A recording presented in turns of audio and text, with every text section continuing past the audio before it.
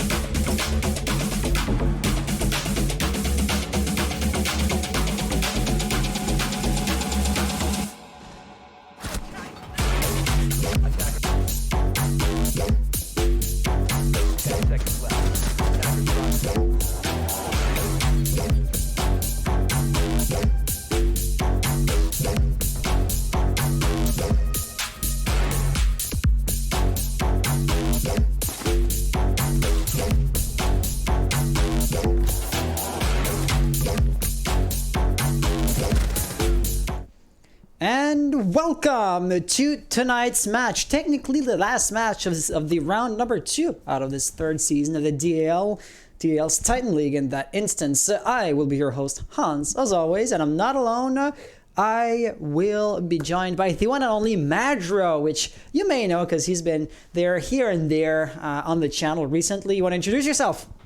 Absolutely. So, hey guys, I've been hosting some of the matches that we've been seeing a couple of weeks ago. Now I'm truly back for a couple of weeks, and I'll be here with Hans and with the other co-casters to host and cast these fabulous DAL matches. Give me half a second. The map and links have been sent to the players. And Crafty Absolutely. is... Now tonight we're gonna be playing Surf Esports against Darkside Gaming. Two teams that I haven't been able to host or cast, but I do know from other circumstances and a little bird that's chirping into my ear that it's going to be a pretty damn good game tonight. Am I right, Hans? Oh, it absolutely will be. So, thing is, this is the Titans League, right? Not the Chimera League. This is our higher tiered league, the premier one. So both teams have played in the previous season through relegation, right? You can't be at the top at the very first time you appear into our tournaments. So both of these teams have some history to them, and we know them more or less. Darkside last season, unfortunately, did not make it into the playoffs. So their run wasn't as long as, or didn't last longer than the main season. Not the end of the world, but still, they weren't like the all-stars. Neither were Surf Esports, or actually, I believe Surf kind of just barely clawed their way to the playoffs.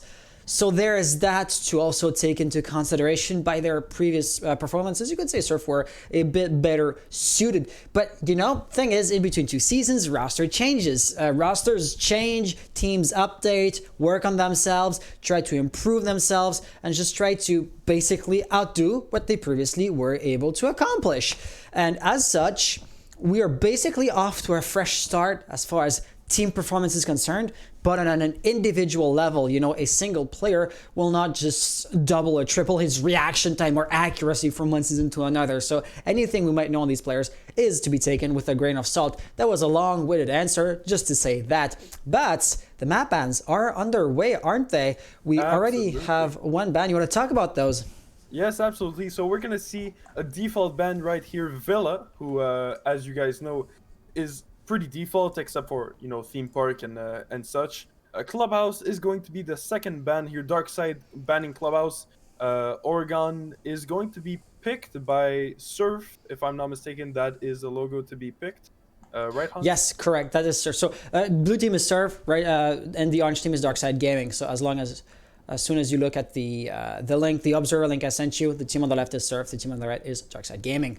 Yes, absolutely. So Surf Esports is going to pick Oregon as their map that they want to play on, and Darkside Gaming is going to take Cafe Dostoyevsky.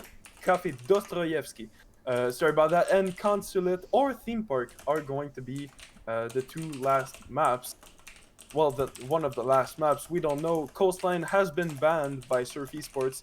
It's Darkside's turn to determine what map do they want to play on if they go on to the third game. So yes, of course. This is always interesting, right? Because you don't exactly get to pick, as Surf Esports at this point, you don't get to pick which map is going to be the tiebreaker, if there is even a tiebreaker in the first place. So on that front, you could argue that Darkside kind of gets to choose two maps by default, even though their hands are not exactly free in this point, right? They have the choice between Theme Park and Consulate. But I will say one thing. So far, the typical or regular maps have been picked, right? Oregon is played through and through. Café Dostoyevsky is not, sorry for the hiccups, not exactly a disliked map either. And our last one is going to be Theme Park, actually. I would say roughly, like, Consulate maybe is the least played map out of the bunch. But the two first are really, really popular. On that front, I'm kind of surprised that Clubhouse isn't in the mix as well, because that one is also played through and through. But that's all there is to say, basically, isn't there? Absolutely. I mean, Theme Park is not a very common pick by the teams. It has been a left-out map, but it's still going to be maybe played here in this match and this cast. So we don't know what's gonna happen, and it looks like Surf Esports is going to start on Oregon as attackers. Mm-hmm. They are then going to go on Cafe Dostoyevsky as defenders, and for the last one, Theme Park, if they do manage to get to that map. Theme Park, Surf Esports is going to play attack. So it's the opposite for Darkside Gaming. You know what? I will just go on a slight tangent, by the way, since the map ban is done. Since you will be hosting the game proper, I suppose you're inviting the players in. But just to put the chat into context, there are actually two matches underway at the very same time tonight. So two matches had been scheduled at the same time slot, and we, of course, by the laws of physics, could cast only one. If you didn't know, we have a flexible scheduling policy where the players set the date and time for their match. They have 1 week to do so, and within that 1 week window, they get to pick one they want to play. And it happens from time to time that two teams will, or two matches, should I say, will be played at the same time. But why am I talking about this? Last season, there was a rule that wasn't there that we currently have in place, where the coaches are not allowed to be in voice comms with their players, or more or less, the coaches aren't allowed to help the players out mid-game. They can't be like a sixth player IGLing and doing nothing but IGLing, because that would bring an imbalance. But they're still allowed to listen into the players' conversations, because they're like coaches and managers and that kind of stuff. But then they would need to be server muted. And in that case, it's quite easy for us to know, okay, the game is starting. I am going to server mute, for example, Joker, the Darkside Gaming team. They're going to have their coach, and I'm going to mute them before we start. But the coach for the game that we're not hosting, I mean, they're not going to be exactly synced into our specific starting minute because the map and that kind of stuff can take more or less time on their front. So I was just going to like DM a player from the opposing team of the other match. Please tell me when it's time to server mute your opponent coaches. Yeah, so sorry for that slight delay or distraction. Yeah, it doesn't seem like Surf is responding, although they are clearly active on the map ban. I've tried to reach them on the Gilded server and, well, not on the Discord, but that's what I will try now because it's kind of, you know, getting serious.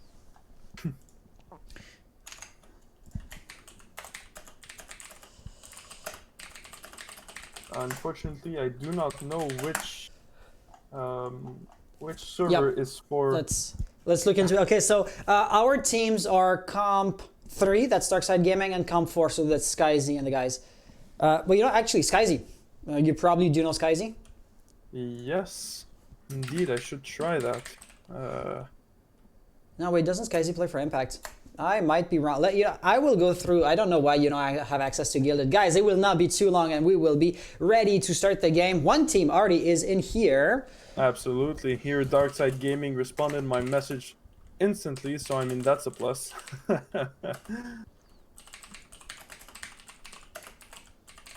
Skyzy. Okay. I do have a Skyzy in my front. No, he's on another team now. That's my bad.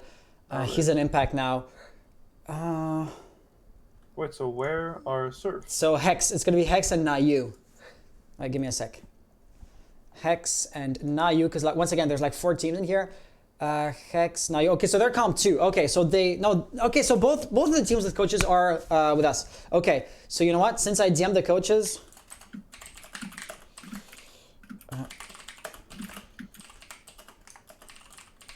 Yeah, if you can give me their name, their captain username, please, it would be very, very helpful. The question has been sent.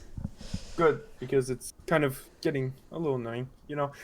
We're gonna get there. We're gonna get there. Let me Absolutely. just jump up on your So you have already Darkside Gaming full. Like the full roster is there. Absolutely. You have the team names. Boy, you are ready. I just absolutely. So we're gonna be starting Oregon. So yeah, I already have it set up. That's perfect. The blue team is starting as attackers. So Surf Esports starting as attackers. Yeah, perfect. All right. So we're really set to go here. We just need Surf Esports to respond to our messages because which they just did. It's hex.surf. Dimming it to you from like copy and paste. But I mean hex.surf. That's literally like 3 letters and then dot and then 4 letters. Yeah. Hex.surf. Add to friend. Oh boy. Okay, you know what? While we are doing this, guys, in chat type !vote. The bot will respond to you with a vote link, and we will be seeing who do you think is going to take home this best of 3. Which team do you expect to see winning, or which team are you here to root for, to encourage, and to basically hope to see you win? Because I have seen a lot of messages like aces.dsg, daddy, goat is daddy, we love. So DSG, if you're rooting for a player on the Darkside Gaming, I suppose you're rooting for Darkside Gaming as a team by extent of that. But then again, Surf Esports being a French-Canadian team, I also saw quite a few French-Canadian players, and they didn't exactly type in French, which is quite surprising, but they definitely are present. Guys, ! Vote, spam the chat with this. And by the way, let me just like update the command there, because with the 3 minutes delay, I still have to like set up that command. All right, so the players are joining finally. Hex did respond to my messages to Hans' messages. So now 4 of the 5 players are in, so we're going to be starting the match. 5 of the 5 players are in now. We're going to be starting the match very soon. Sorry about the wait. It's players and communication. It's not always Happens. that easy. Yeah, that All right. happens. Are you ready to start, Hans? I'm ready when you are. Absolutely. Oh, yeah. Yes, indeed, I do control the game right here. All right, so I'll count the players in. Yeah, All right, guys. you're so the man. You're the we're boss. gonna be starting the match very soon. Good luck, have fun to both of you guys, and let's hope the best player wins. With that being said, good luck, have fun, and may the best Oh, team and I win. just need a team ready from both of you, you teams. I forgot the team ready. All right, DSG and Surf are ready to go. So, all right, as I said before, let's do this. Good luck, have fun. And we are on. Let's do this, baby. I cannot wait. I cannot wait. More of the same. It's unfortunate that the player, well, unfortunate, quote unquote, that the players were ready that quickly, simply because then we didn't have time to show the results of the the poll. God damn it, English. Yeah, the results of the poll. So far, 5 votes are in, 2 people rooting for Surf Esports, and 3 for Darkside Gaming. It looks like Darkside Gaming will be our favorites for the time being. Things might still evolve, but you know, one thing that will evolve is map bans. Surf Esports, or Darkside Gaming, sorry, banning Thatcher pretty quickly. Why am I not surprised? Indeed, Thatcher is, you know, a common ban. They're gonna be actually banning Maverick. Yep. Surf, interesting ban. I mean, he's powerful. He has a silent torch that can open up walls as easy as melted butter. So it's pretty common. Melusi here, the third ban here, the defense ban by Surf. She's very, very powerful with her gadget. I unfortunately do not have the name for it. Her It's the gadget, Banshee. Banshee, yes, thank you very much. Her gadget's super powerful, who can slow down and emit an audio, you know, a noise to warn the defenders that somebody's coming. And of course, the last ban, Mira, pretty common ban. Although she isn't that powerful on certain maps here, maybe like Oregon, she's not that powerful, except if we are talking about bunks upstairs, if we're trying to get a hold of the attic, for example. But that's pretty much the only situation I can think of right now. But it's still a common ban for the time being. So we're going to have to live with that. Yeah, I would say, I always say this whenever we are talking about a Mira ban on this map in particular, but Mira kind of is map dependent, you know, because if the line of sight that you create by punching a hole into a specific wall, if that line of sight isn't useful, well then the use of adding Mira there is quite limited. And I mean, for example, where Barry is, when you have a Mira window in that small, what you call that, like a closet, it's pretty good. You can shut down a push through like the main staircase or the main entryway. Not that it is like the main point of attack anymore, since the map buff that happened, well, a year at this point, basically. But, you know, it can really well shut down an entire arm to the push. And as you can see here, Drifter seems to be trying to find a way to go at it and to electrify both the hatch and the wall, but there is no way. The electroclaw's radius is just too narrow, too small to make that viable. So you really have to choose either you want to electrify the wall or the hatch, but you cannot have it both ways. Absolutely. I mean, there are common tricks to use. Oh, and it looks like Blue Bunker is going to try to be defended here by, you know, trying to hold that bunker as long as possible with the use of shields and barbed wire. Yep. It has worked in the past and it will still work in the future, but it's not the most, how to say, common. Well, Definitely. not the most common one, but the most reliable one. There it is. Yeah, you're absolutely right, because the big problem there is Jaeger's recent nerf, because the ADS devices can no longer shut down that much utility, and it's quite easy to overload the shield and then destroy the shield. But that really doesn't matter, because Leech falls down so early into the round. Doesn't matter though, Jackal falls down to Ace's fire. Maybe he's even gonna get a double kill out of that, but so far no dice. Thing is, at this point, there's no way for the defenders to reinforce that wall, and basically, KZN, or was it Xen, has a really good shot into OBJ and can really shut down or pin down the defenders, and that is a great position to be in, even though he's not getting any kills at the moment. Would have been an absolute beautiful kill. Oh, here Aces, sorry, is going to be down. It looks like a beautiful push here from Surf Esports KZN with push onto Boiler Room. They're going to be taking control of, the B site. Unfortunately, here it doesn't look very promising for Darkside Gaming. The plant is going to go down, unfortunately not able to finish it with the C4 thrown.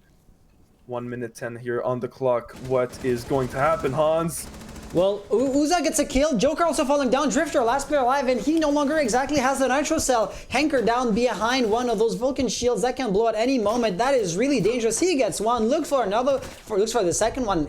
Oh, Xen took some amount of damage, didn't die as a result of that, and Oz was there. I think his full name is Ozzy. Ozzy there is going to just funnel in while Cade has his back turned on him. At the end of the day, it was a 1v4 situation, and you could not ask too much out of that Cade. He did his best, but his best, unfortunately, was not enough. Thing is, you can't exactly blame Cade for losing the way he did, because he was in a 1v4 situation. He's not the one that made a mistake that cost them the round.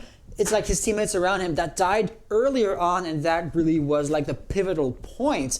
Might I say, for example, Leech, extremely early on, his alibi pushing in, dying, not behind the cover of the shield, and that just gave elbow to the attackers, which they were able to take undefended, uncontested. Had that wall been reinforced, had Leech taken 1 or 2 kills with him before he died, that would have been ideal. But that's wishful thinking, and at this point, all we can say is let's wait and see how the next round goes. Absolutely. Here, if we look at the last push by Ash, if she hadn't tried to push that Jaeger, it would have been a completely different round. The Jaeger, who was Aces, was low health.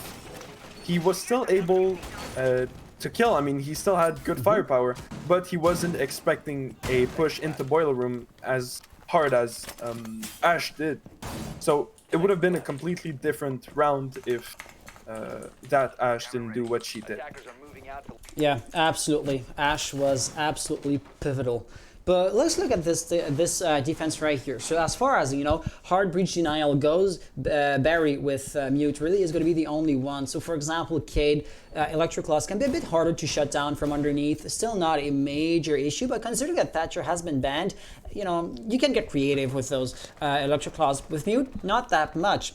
But, I mean, everything is a trade-off in this game, right?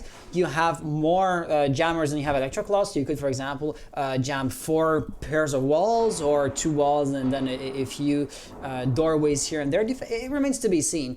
But, yeah, all around, on a purely hard breach denial standpoint, that defense is going to be slightly weaker than it could have been. Of course, Maverick has been banned by Surf Esports themselves, right? They could have been putting him into good use as they're attacking first, but that's besides the point.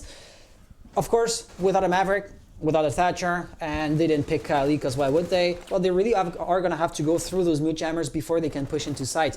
That is, if they want a hard breach first, because they could just go in, get the kills. Joker is already really low on health, and, proceed from there on. It remains to be seen, but I believe I hear an Ace breaching the wall somewhere, right?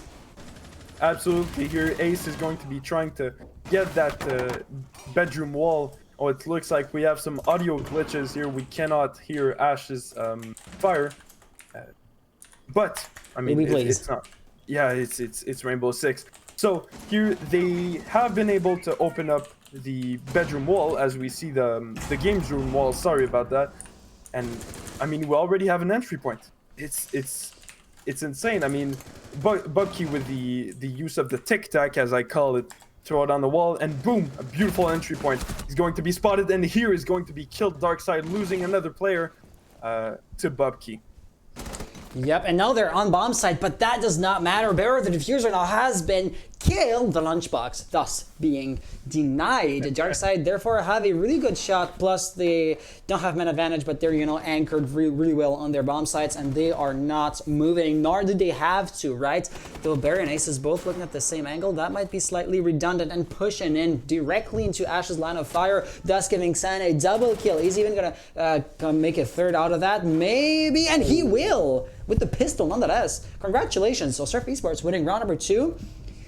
but I want to say the advance or the gap between the two teams was slightly lower, right? It was a 4v1 situation before. This time I believe it was a 1v3.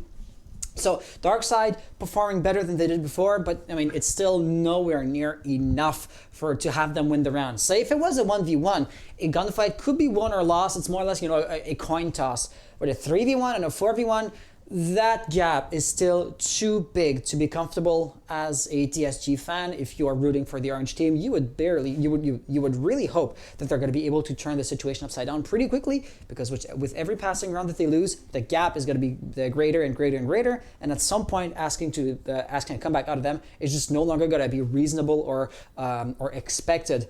So for their own sake, let's hope we don't get to that situation in the first place. Absolutely. I mean, it was a still beautiful round for Darkside. They did try to hold Surf Esports out of the site as much as possible. They did succeed with the ace. We saw him going in, dropping the lunchbox, unfortunately, but it didn't work for long when the Hibana and the Ash. When they believed that they were going in, they just went straight in and finished the round in an absolute beauty. 3v1 indeed, still better than last round. We're gonna see what's gonna happen this round. Round number 3 here, just the beginning. 2 minute and 55 seconds on the clock. It's gone. Yep, and here they are coming. Let's see exactly what the push is going to look like. One thing I do want to note is that Darkside were not too aggressive with the roam game. Say, for example, I'll have somebody in meeting and then walk back up the stairs once the attackers are there. Or here, since we're looking at the basement area, we'll walk down the stairs once the attackers are in. But that was the early rounds, right? Before, they were not roaming. I believe Aces was not on bomb site. He might be back on there because I don't see too many silhouettes on the first floor. Correct me if I'm wrong, that's 3. Yeah, I wanted to pick Ace's POV real quick. Oh no, he's by the pillar. Okay, yeah, so he's back down as well. That's like the one play style that they're not exactly trying yet. If it's not in their inventory or catalog of strats, that's fair enough, right? But if the current situation, the current meta, or the current dynamic doesn't pan out for them, trying to do something else might be really interesting, as Bobke gets his head blown to bits and pieces. Hard breacher off the board. Oz with Hibana is still there, so that's not hard breaching. Totally shut down. But, severely limited at the very least. And with that being said, Hex also taking a really big amount of damage. So far, this seems to be going Darkside's Gaming's way. But the round is still very, very young. Let's hope for their own sakes that they're not going to drop the ball. Because, yeah, like we said, they might really be hoping for around the victory here. Absolutely. Sorry about my reaction. That was just too good of a kill here for for Aces on Bubkey. Just the annihilation here of the ace. It was a beautiful kill here. He's going to not put any damage on Oz. It's weird. I did hear some of these hit marks. But, it's Rainbow Six Siege. Uza with the beautiful Plus, Rifter is down. Kill. That's elbow loss for the defenders. If Surf Esports wants to capitalize on that, this could be huge. It doesn't look like they know. They just know that they had one kill and that's it. It looks like it's very interesting here. Oh, Jaeger going to be killed here. 4v3 situation. 45 seconds left on the clock. Surf Esports 2-0. Is it going to be a first win for Darkside Gaming?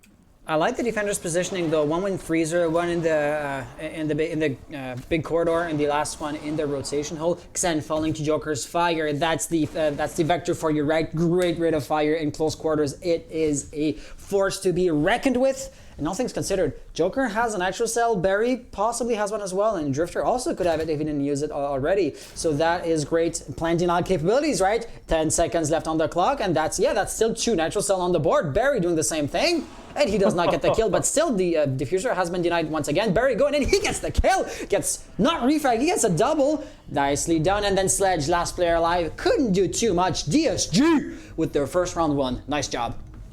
This was a round that we've been waiting for. An absolute carnage. 2 C4s thrown in the last 15 seconds to denial the plan 2 times.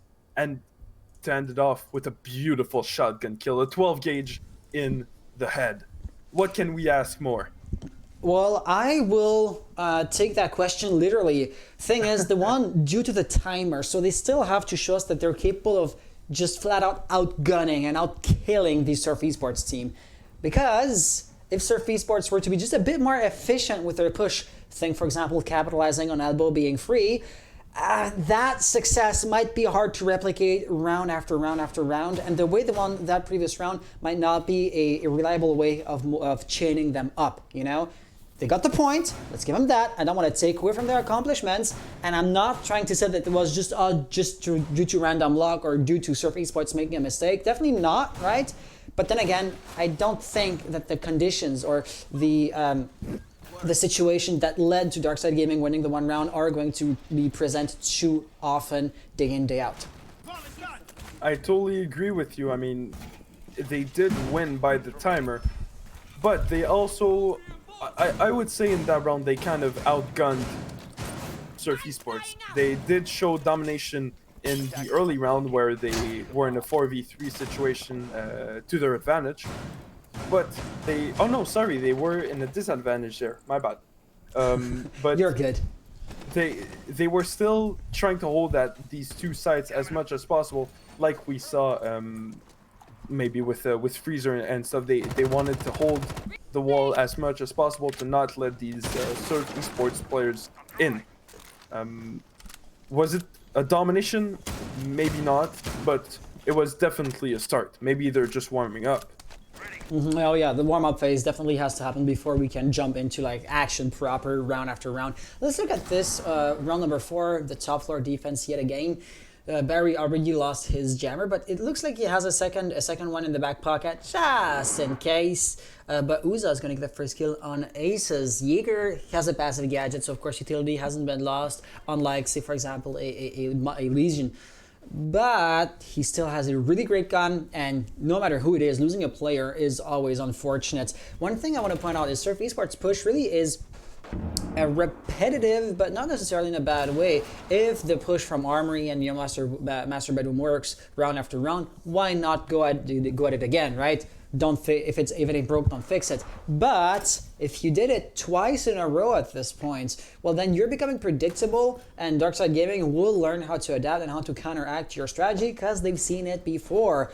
So this seems to be exactly what is going to happen here. So really, it's going to come down to basically execution, as you know, the advantage surprise shouldn't play too big of a factor on here. Uza with another kill, this time on Barry. He is just on fire. Drifter has a narrow angles. Nobody should be able to rotate through that opening.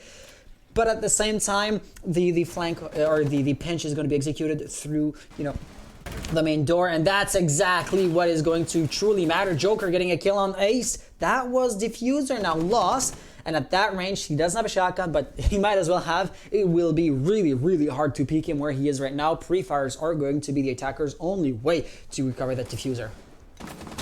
Absolutely. Here, Oz is going to be trying to come in, but he's going to get flashed by his own teammate and get the goo. It's unfortunate, but it's what happens when there's a miscommunication. Here, I mean, KZN is just going to be, you know, tipping his toes in the water. He's going to see Legion, but Legion is going to shoot first. Double kill here for Drifter, sorry. Oz is going to be the last player alive. He's going to get the kill, putting himself in a 1v2 situation. 1v1 double kill here, 11 seconds on the clock. He's going to see the lunchbox. Leech has just dropped down. Yep, playing for time. No, round is over because he has to take the Goo Mine out, and just barely not. The Goo Mine won the round. Hey, I'm gonna eat my words here. I said they won by the timer, and that situation may not be too easy to reproduce round after round. Well, at the very least, they were able to reproduce those situations or those conditions at least a second time, and that's how they're gonna win their second round. But you know, I'm going to repeat myself. They still have to show us that they're capable of outgunning their opponents, because as soon as the role swap hits, that timer is gonna work against them.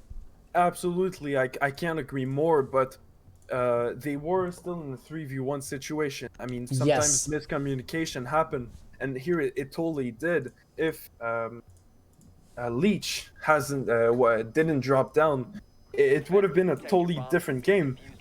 But he did, and that's what made them drop. Well, won the round, except for the Gumine, obviously. But I mean, sometimes miscommunications can happen 2 times in a row, maybe not, but as you said before, the warm-up time needs to happen, and after that, that's where we see the absolute most beautiful rounds, mostly in the 6-6 overtime situation, map win, stuff like that. I'm sorry, it looks like there's a forbidden skin in use in the other match that we're not casting right now, so I'm just going to be responding to a few players' questions here and there. So you're doing a great job. Keep on casting for a few more seconds, please. Absolutely. So here the fifth round is going to be launched. It's 2v2 Surf Esports versus Darkside. It's still good. Darkside still has the advantage here, even though it's 2-2, because we know that in defense you want to get a ratio to 2-1 or 4-2. So they still have the advantage right now. They do not, they can't actually leave Surf with another win, because that's where it becomes problematic. It becomes a 1-to-1 ratio if they go 3-for-3. So Darkside, you really need to warm up right now and need to pack up your, level up your game. Level up your game. That's a great way to put it. I really like what Leech is doing right here, because he's absolutely going to get a kill on Xen. No, he does not.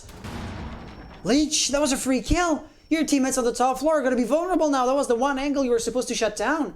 Thing is, Xen is turning his attention to the breach in the floor, so he's not mounting pressure on Aces. Is that the top floor roaming there? So, yeah, no, not Aces. Or actually, they went back down. So, no, Joker's still there. Joker's still up there.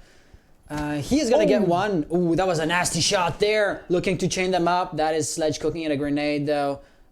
But there's an ADS device. Quite easy to overload, aren't they? Yeah, he's going to get flashed there. And but he is Wama. He's Warden. But he can't deny a frag grenade. I had hopes for him, because I thought like they were going to rush while he's flashed. But no, the flash grenades were just to eat up the ADS devices, and the true threat was the proper frag grenade. I do like the attempt, though. And, that just comes back to Jaeger's nerf. They could have put, like, all 3 ADS devices there, but then, anybody else, anywhere else would have been vulnerable to frag grenades. So what can you do? Double down and, have this all or nothing approach? Maybe add a WMI to the mix, but then if you have a WMI, you won't have somebody else, say Warden or, I don't know, Mute. So really, there's no great solution or great answer. I guess Joker should just have realized he was in a 1v3 situation. He wasn't gonna win that, and best thing for him would have been to rotate back on site. But you would rather be alive than dead, holding an angle that doesn't truly matter, right? This isn't the OBJ. You want to put your life down to prevent the diffuser from being planted, but a proxy room like that, not exactly worth it. Oh, the shotgun is going to be coming in handy here for Mute. And that's a double kill for him. Diffuser lost, but he gets refragged by USA. 6 seconds on the clock, 1v1 situation. Aces should have stayed hidden. No, how unfortunate. But then again, USA really kind of did pull off a little clutch here. Okay, I gotta say one thing. It seems like every single round now is going into the last few seconds. This time it just so happens that Surf won it out, but it is pretty close every single time. What do I want to say by this? Well, it is a two-faced situation, right? There's both sides to a coin. First and foremost, well, it looks like DSU are pretty good at wasting time. Think, for example, about your roamers at the top floor's presence. That is a time waster. But then again, you could also argue that Surf are a bit slow to set themselves up, to initiate, and then to execute the push. So if they were to go through the motions of like droning, flushing out the roamers, hard breaching, flashing, funneling in, planting the diffuser, if they were to be, say, 20 seconds faster, I feel like most of these rounds would have been won with a landslide by Surf Esports. However, correct me if I'm wrong, this is round number 6, right? Last round before the role swap. Last attempt for Darkside Gaming to equilibrate the scorelines with a 3-3 split by the time the halftime mark hits. So, yeah, let's see exactly how that's going to turn out. Absolutely. Here it's, last round before role switch, as you said, I don't want to be repeating you, but Darkside, they let this round, the last round, just go to waste. I mean, they had it in their hands. You see, we saw that that beautiful double kill, if I'm not mistaken, by the smoke. I said mute, but it was a smoke with the handy shotgun. And if they had just laid off and defended a little less aggressively, they would have won that round, and they would have had a better ratio, a better chance to actually, win. So, let's look at this right here. This is going to be a laundry hold, and I gotta say one thing. Darkside, aside of like the 2 first rounds that they needed to like warm themselves up and to see how their opponents play, they were quite successful, right? They won by the timer twice in a row, and the third one, it was their tertiary bomb site, a weaker, by its mere definition, a weaker bomb site to defend. So right here on this OBJ, looking at the historical data, I would have faith that they're going to be able to win this out. But right here, was that Aces peeking in quite aggressively, might I add? Yeah, that was Aces. I wouldn't have done that, but hey, it kind of worked. He didn't get a kill proper, but he still stole some health away from USA without getting any damage done to him in return. So a small victory is still a victory. You take what you can get. Oh, absolutely. Here, I mean, he did still take off around 30 HP to USA, which is the top fragger of this game right now, with 9 kills. So it's still, a low win for for Aces. It's I have nothing else to say. I mean, 1 minute 30 left in this round. The last round before wall switch. It's still 5v5. It's going to be played in the last few seconds. I just know it. Are they going to be reinforcing the elbow? Yeah, they are. Okay, if Surf are quite aggressive, they could still deny that, but no, the wall will be reinforced, and for good. Thing is, with both Bubkey and Hex playing Hard Breach, it's quite almost certain that there still is some Hard Breach utility available to them, though Bubkey wouldn't be the one going at it. Also, do note that Oz is there with Kali, and that is going to be Ash off the board here. Entry fragger now gone. But Kali really is low on firepower. She's not exactly going to be executing the push on by herself. Aces already got a double kill. Is that looking for a third? But he's so low on health now. So really, I suppose Joker would be the best operator to deny a plan. And that's going to be Hex on his back. But oh no! Oh no, Aces was feeling way too aggressive. Drifter with a double kill. Nitro Cell, nicely done. Leaving us with the Usak. He still has 1 grenade. That could be useful, with a cheeky grenade to bring this down to a 2v1 situation. Way less intimidating than a 1v3, if I may say. But with 20 seconds on the clock, he is ill prepared to execute a push on his lonesome. The defensive positioning is just so strong. They have a few different cross angles set up. I hardly see how he could win this off, but then again, it's just a matter of like peeking, winning your gunfights like this one on Joker, another one over there on Drifter, or to the right in the corridor. Oh no, he's gonna stick a plant. Is it just a bait? No, it's not a bait. Timer is down to 0, and of course, he's a goner. Barry is going to win another round for Darkside Gaming, and that is going to be a 3-3 split for the role swap. Nicely done. It's as good as it was going to get. Absolutely. Like I said before, it's going to be a 1-to-1 ratio, which is not bad here for Darkside Gaming, but it's still something to consider because you let off 1 round to the attack team, one too much. Oh yeah, definitely.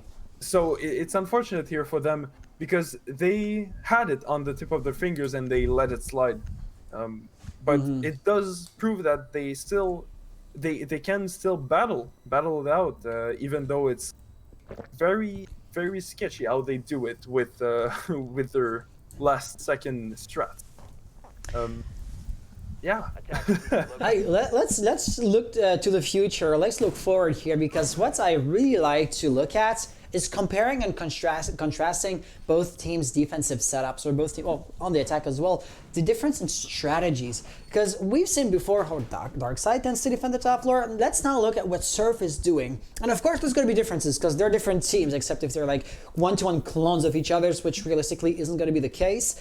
Ergo, therefore, we can look at the differences between the two teams and look at which team has the higher success rate. And then what the one team, the more successful team does, well, we might want to say, hey, this is what would be missing to the other team that is having less success. For example, a first floor setup is obvious at this point, right? Bubkey went on the first floor. He barricaded with his castle barricades a few doors here and there.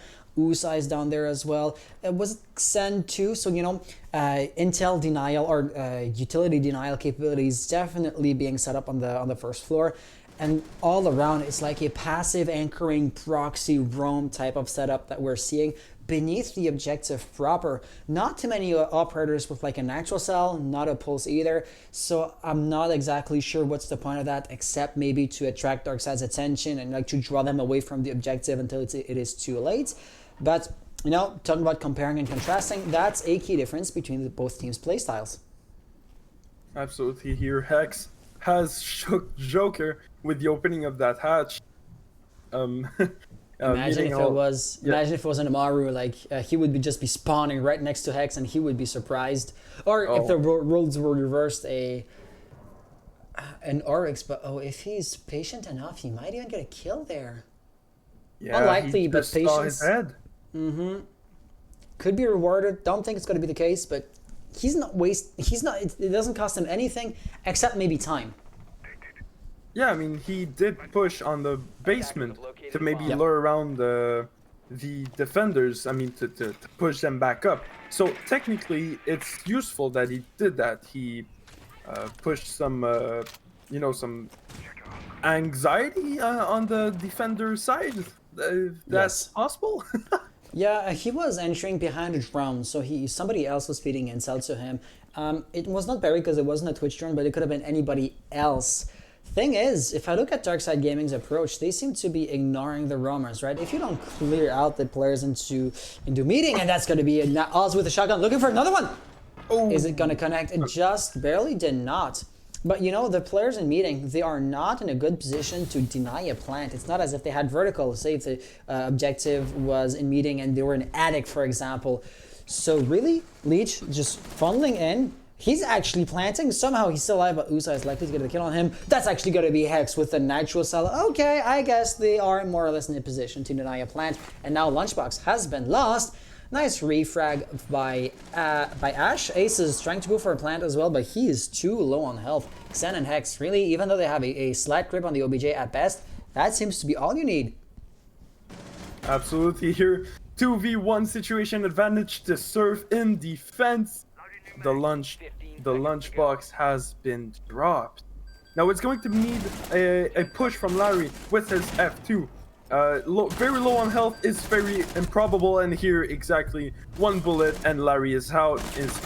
Hex Surf is going to be ending this round with only one or two bullets. I mean, it was all it really needed. I'm just gonna take a few seconds to open up a question, ask it chat, so the Darkside Gaming fans in the chat. It's L3 Ari. Is it supposed to be like a B or proper L? Because I called him Barry, you call him Larry, and I just want to make sure that we're pronouncing it right. I mean, either you or I are wrong. I don't have any problems with like being wrong. Just educate me. Is it Barry or Larry? For example, sometimes you have like an X in the middle of a goddamn gamer tag, and you never know if it's supposed to be an O, an A, an I, an E. Like, I mean, LXVER, is it liver or is it lover? Yeah, lover, you know? Yeah, I mean, we did have that debate a couple times before. It was quite funny, the players afterwards just email, they messaged us, oh, it was that, but don't worry about it, we laughed and stuff. I got the best anecdote for you. WJHISKY,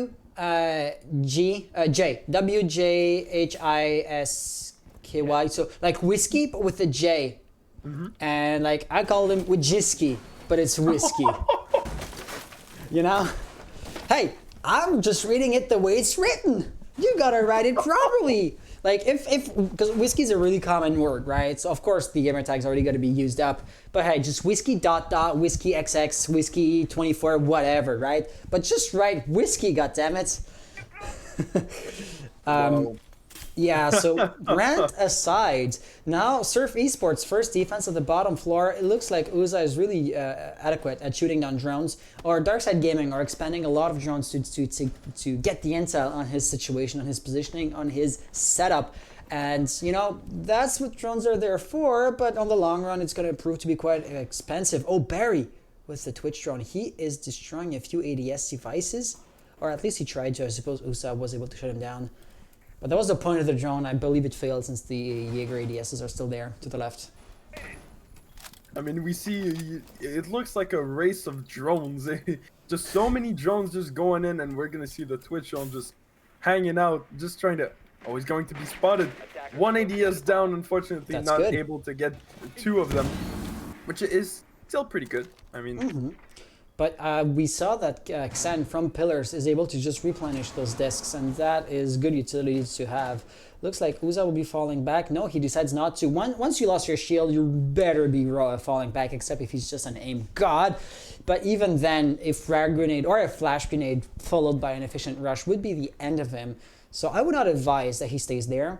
But hey, if he feels ballsy, why not? But then again, that's the thing, right? Elbow now has been taken by the attackers, and the wall is still soft. So that's a great line of sight to have on OBJ. And Aces is, of course, going to be putting that angle to its best use.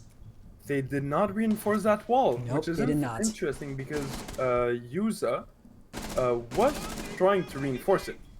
That's pretty interesting. I mean, they left quite a hole open here for the attack team.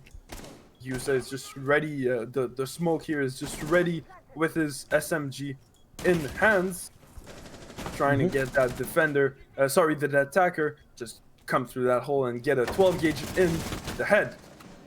It's still a quite good push. I mean, first kill here for Darkside Gaming.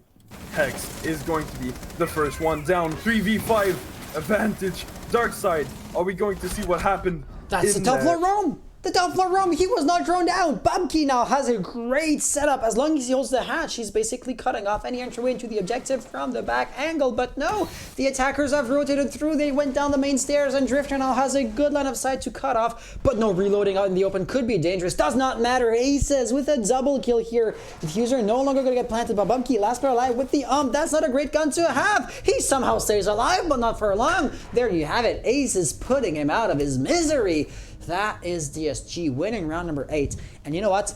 I'm going to have to walk back everything I said since the very beginning of this match. Hey, that's the caster's curse for you say something, and it's just not going to stay true for long. But, you know, I said, looks like DSG at the beginning of the game, they had some issues, getting their kills.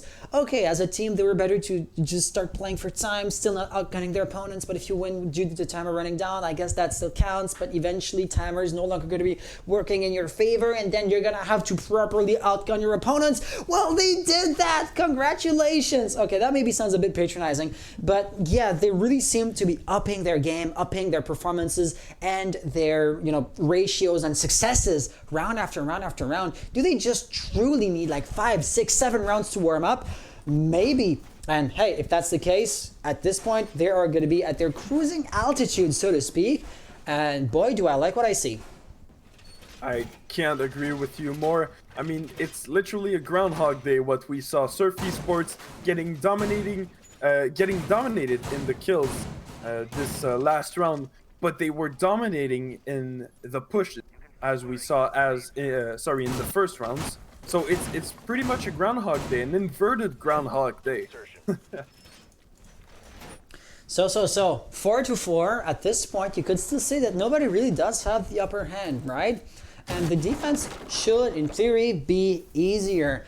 But then again, Surf Esports, when they were attacking, assuming they had the harder side, did manage to outdo their opponents by keeping the scores equal. So far, Darkside Gaming are matching that track record. So I truly do not know what that means for the meta, but yeah, I just seem to be wrong on every single assessment or assertion that I make tonight. So I guess I will just, I don't know, start to go for really, really broad statements to not be wrong anymore.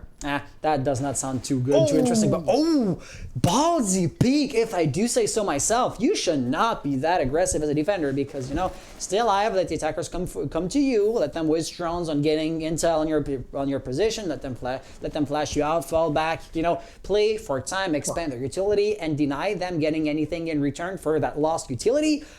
Wilkson just does not care about that meta. He goes in, he gets a kill. It was aces, not leech, not a hard breach, but a kill definitely still is a kill. Absolutely. Here, beautiful ballsy peek from well, that got killed. It was Oz, right? That got the kill. Yeah, it was Xen with the MP5K. Right, yes. But absolute beauty of a kill. There's nothing more that can be said. He went for it. He had a 50% chance of winning it, and he did. He went for it, and that's the result.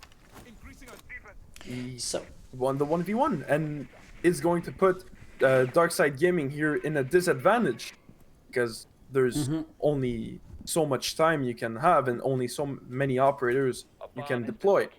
So, advantage Esports, Surf Esports. And I mean, statistically speaking, getting the first pick early on, or getting the first pick period, increases your chances of winning by 20%. So that's not a slim margin for a singular kill. But it seems as if the defenders are feeling really aggressive, right? Once again, USA has ample time or opportunity to reinforce that elbow wall, and he decides not to. Why? The enemies are going to be shooting at you, but you can then shoot back. Look at this. We are in a defender's POV, and he's going to be hard right to that wall right there. That's going to be yet another kill. Darkside Gaming are dropping like flies. Drifters trying to put a dent into that, man disadvantage. He gets one, gets refragged immediately after. Barry with the F2, like the FAMAS, great gun. He gets a nice kill here, but he still is going to be in a 1v3 situation. If he can revive his teammates, that's going to be a 2v3, already way better. But by the time the revive happens, there's going to be less than 10 seconds on the clock, and that is not going to be an encouraging prospect. Nonetheless, they're going to have to attempt it. 2 support operators entry fragging as best they can, and the best they can is really definitely not going to be enough. Surf Esports winning round number 9. Beautiful double kill from Bucky. Bubkey actually. He just hold off that entrance, knowing very well that both of the attackers were there trying to push. They were both quite low on health, so that definitely helped him and his pretty weak firepower. But he still managed to hold it off, and that was a beautiful round. Here for Surf, who is going to be winning this, giving them 5-4 advantage. Hey, can I just say that I really do love the dynamic and the synergy that we have. It feels like we're not like stepping on each other's feet, and we're not talking over each other, and we definitely have a great synergy and momentum going. I feel the energy in the casting, and that's just so much fun. Absolutely. I mean, I did start with you, casting with you in my beginnings absolutely. At the beginning of the summer of 2020. So I did learn from you. I did learn to not overlap, and I did learn your momentum actually. So yes, indeed, it's a pretty good relationship we got right now, and let's hope it stays like that forever. Oh yes, definitely. Now, what do you think of this game right now? I mean, we just I love it. started the round. It's a back and forth, right? The game. So you said game as a whole, not just the one round. It's a back and forth. I could not know who's gonna win. Surf Esports have a point up, so I guess that would technically put them in the advantage. But then again, they have a point only because an odd number of rounds has been played, and by its sheer definition, somebody has to have one more point than their opponents. One thing though, Surf Esports, it really is a trend. They are way more aggressive, or they are going to be playing for way more map control than Darkside Gaming when they were defending, and that is going to show. Because as you can see here, Uza is getting drones on him, and they're going to try to flush him out. It may or may not work, but it definitely is going to be resource intensive and time intensive to just make sure that they're no longer going to be a danger. Because as we saw, like, okay, yeah, Jaeger isn't exactly going to stick an extra shot to the ceiling, especially not if he's in kitchen and that kind of stuff. But they did open up the floor in front of the big window. Beneath it's going to be the CCTV area. Is there a hatch there? Yes, indeed. It looks like the hatch is opened. No, but I didn't know there was a drone hole there. Oh, no, right. Me neither, honestly. I thought the Twitch drone was just, laying there just chilling. But no, it looks like there is a drone hole right there. Bubkey with the kill on Aces. Here if I'm not mistaken, that was who was that? It was KZ and Xen, no. yeah, Xen. Yeah. Yeah, that was okay. Xen. He's tossing out the discs as he creates them. Yes, right. Okay, so he has been spotted in attic. He's going to fall back, unfortunately, for Surf. They are going to lose a player, but they're going to refrag to aces. So it's a 4v4, round 10, 1 minute on the clock. There's absolutely no way to tell who is going to win this round, except here if... Oh no, he just jeez. does not, because, wait, prone like that, is that player droning? I would dare not, but... Looks- Anyways, if Aussie moves, he has Speaker's advantage. There you have it. There you have it. And There you that's go. hard breach. Hard breach lost. I mean, the wall has been blown, so I guess it doesn't matter. But now that's diffuser lost as well. But the man count stays equal because both teams are just as good as the enemy to outgun each other. Oh, Usa on a flank. Usa on a flank, but I mean, no, there's nobody in attic. No, Red Drifter is there. They're gonna be straight in fire. Bubkey gets the kill. I guess that means the flank no longer is quite so useful as it was. Joker, last player alive, does not have diffuser, and likely he's not gonna even attempt to plant. That would just be suicide. Nobody's there to cover him. He's in a 1v2 situation. 17 seconds on the clock. That is gonna be a death match, and he has no clue where his opponents are. He's just going in blind, playing off of game sense and reflex. Gets one, turns around, looking for a double. Is it gonna work out? No, he misses. Okay, he's running after him, but Usa knows exactly what to do. He goes away. Oh no, is he gonna make it? Barely not! Ah, how heartbreaking this must be. Serve Esports now with a 2 points advantage. Thing is, Surf, you know, they have the easier side since they're defending. And with a really, really evenly matched, game as we have right now, a 2 points up might just be too much for Darkside Gaming to be able to recuperate. Let's hope not for their sakes, but you know, when it's a back and forth one round, or a point, just winning 2 points in a row might be everything you need to win the match, especially since this is match point. Absolutely. I mean, Ash she didn't hear the Jaeger Uza drop down, and that's what made her just run after Jaeger. When she heard the drop, then she said, "Oh, Attackers he's need to gone. locate- I need to go get the diffuser." And it was that microsecond that killed the round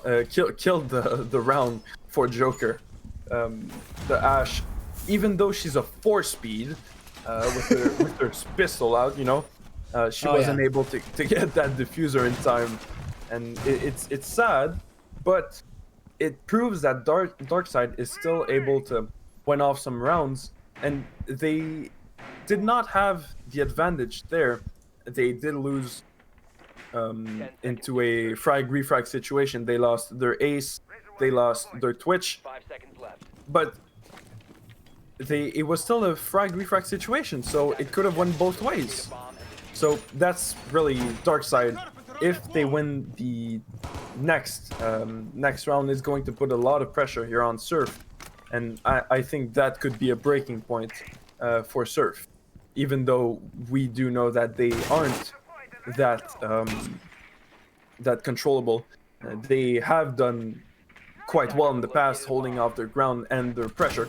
So it's pretty much maybe a 60-40 for Surf, I would say. Yeah, I think that's fair. I mean, Surf won 2 points in a row. Darkside also managed to do this when they were defending, so let's take this with a grain of salt. But definitely, if Darkside put all of their weight behind the push, they might still make this happen. For example, Joker and Aces going for the flank. That is going to be Bubkey off the board pretty early on. I mean, they didn't waste too much utility and time to flush him out. Thing is, Aces is still roaming over there in Kid's bunk, I believe. No, wait. Is there still No, a Sula Uza on is the top floor? downstairs. No, Oz. Oz is over there in small tower. I mispronounced. But yeah, so your Legion is going to be roaming, not exactly somewhere where he's likely to be spotted out. But I guess he's going to be like the passive late round flank thingy. remains to be seen. But one thing is for sure, Darkside have a really good initial insertion. Like I said, they have vertical control at this point. Didn't lose too many resources, time, or players in establishing said top floor control. And now, well, they just have vertical on OBJ. They can cover a plant really, really well. There's no ace, and therefore no smoke canisters or even a Montang or what would you to cover a plant. So it's got to be done, through good old-fashioned gunfights.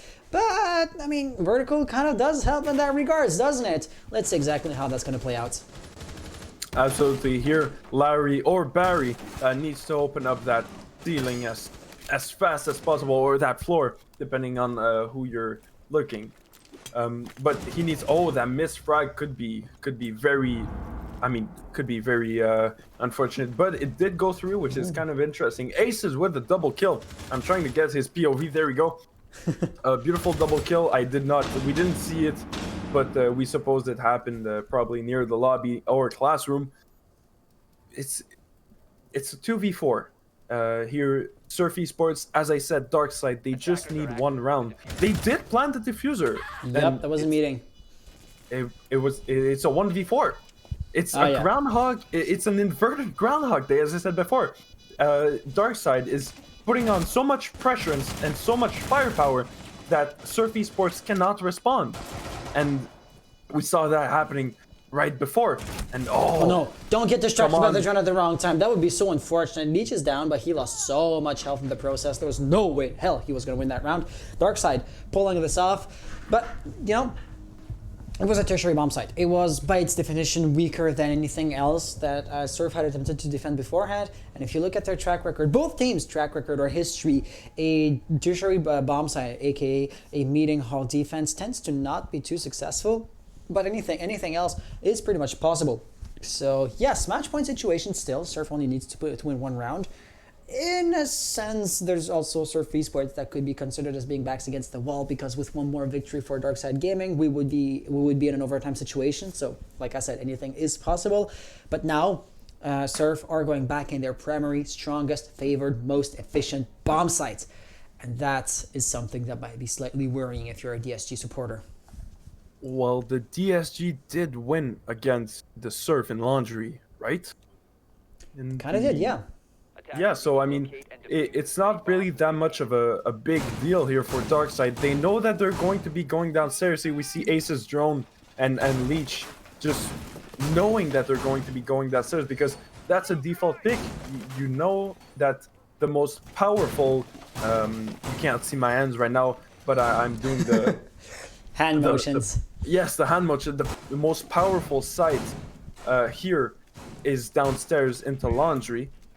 But it's also a very pushable entry. I mean, if here KZN is not going to be reinforcing the hatch, but it's 1 point entry. There's also the I can't remember the name, but that little place, right? Yeah, construction site. Construction, there you go. Yes, it's another entry point, and there's so many entry points here. It's really 50-50 if Darkside approaches it very well while using the hatches to their advantage, vertical power, even though there's not much here to be had. But if they use it correctly and synchronize their push, it's a win for Darkside here, and it's going to put them in overtime situation. And I just want to put it clear, I'm not voting for Darkside or I'm not voting for Surf. I'm just stating the facts. Darkside has a very good possibility of winning. But here's the thing. Remember last time we went here, we had Xen being quite aggressive with the MP5K and getting two really nice picks in an aggressive fashion. If Darkside lose another player to Xen peeking from pillars, that could be really problematic. Overtime situation, match point and everything. Aces is going to be trying to insert, not exactly being too aggressive, but I believe Xen was peeking. Trying to cover Uza and everything, but Uza so low on health, blinded now. The pre-fires from Xen to really make sure that he's no longer blind, able to get out of there alive, reinforce the wall. That's the best thing that could happen to them right now. Oh no, he didn't reinforce? Did he just not try? Because, I mean, giving elbow away to the attackers, because they're going to take it, right? It's just a matter of time. Absolutely, they did that last round. Last time they went downstairs. Yeah, absolutely. He didn't reinforce, and they used that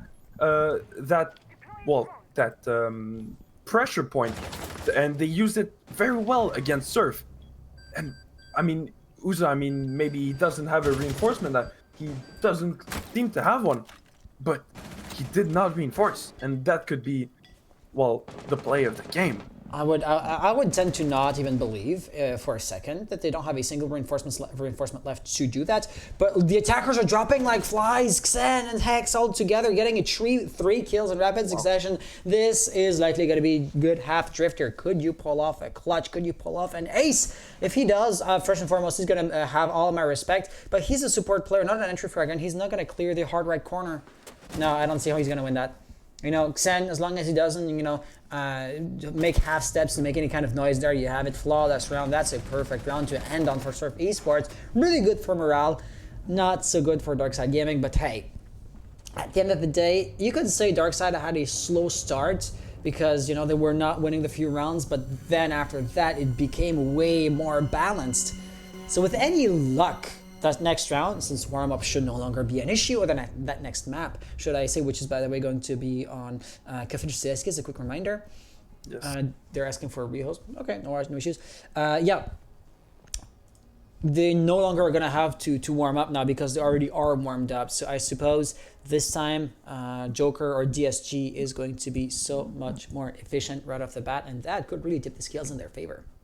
Absolutely. I'm going to count the players in here for a 5 to 6 minute pause just for the Rios that was asked. All right, so guys, we're going to have a 5 to 7 minute pause. Just, I saw rehost in the chat. I don't know what's that about, but, don't worry about it. We're not going to start the game right now. I'm going to count you in, 1 minute before we start the game. So you guys can take a little break.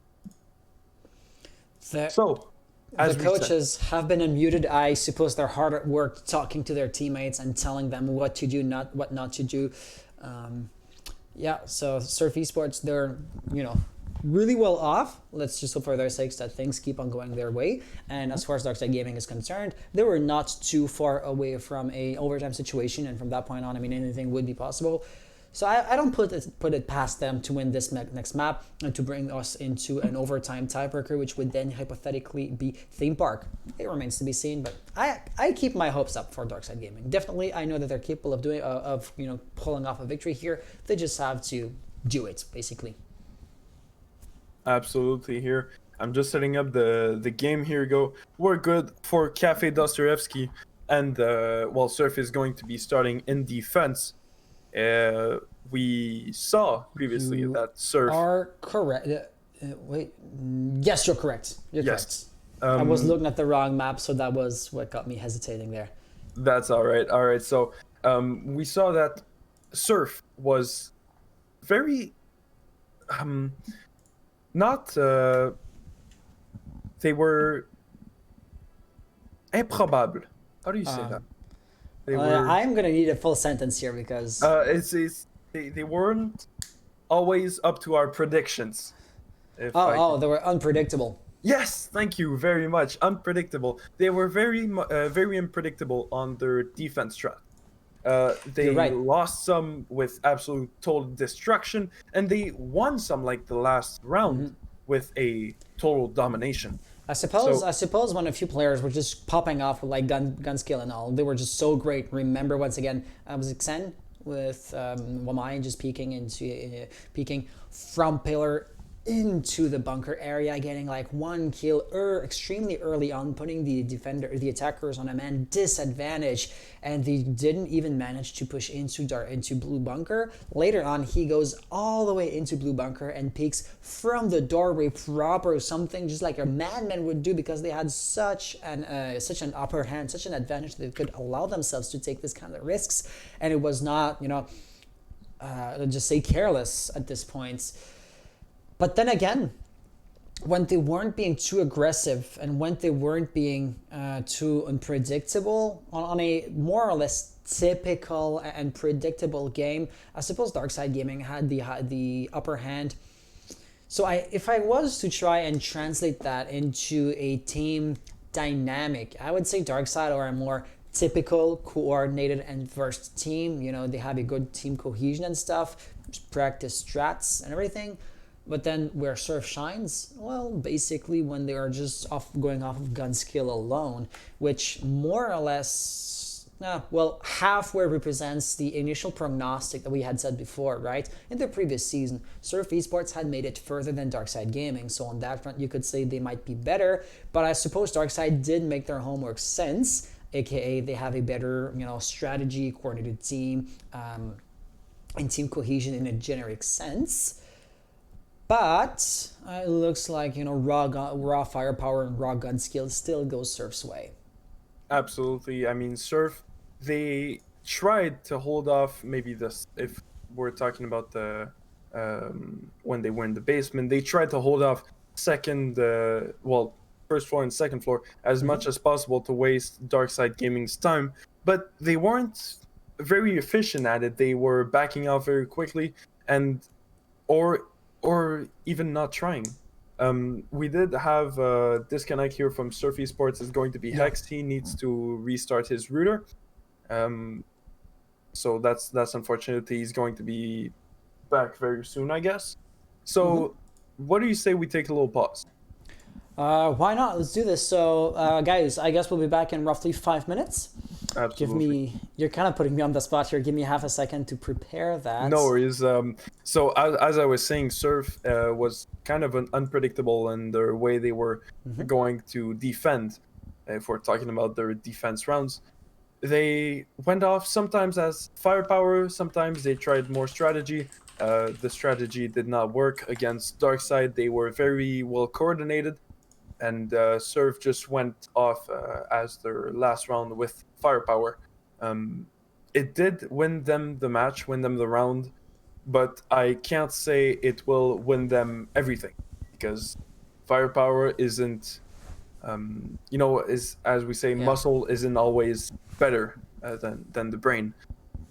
It's not exactly how you say that, but you get my point. But all right. Yeah. So we'll be back soon. See you guys in roughly 5 minutes, and then we'll be ready to jump into the next game. Take your time, go grab a bowl of popcorn, grab some soda, and yeah, we'll be back in 5 minutes. All right. See you guys later. Okay.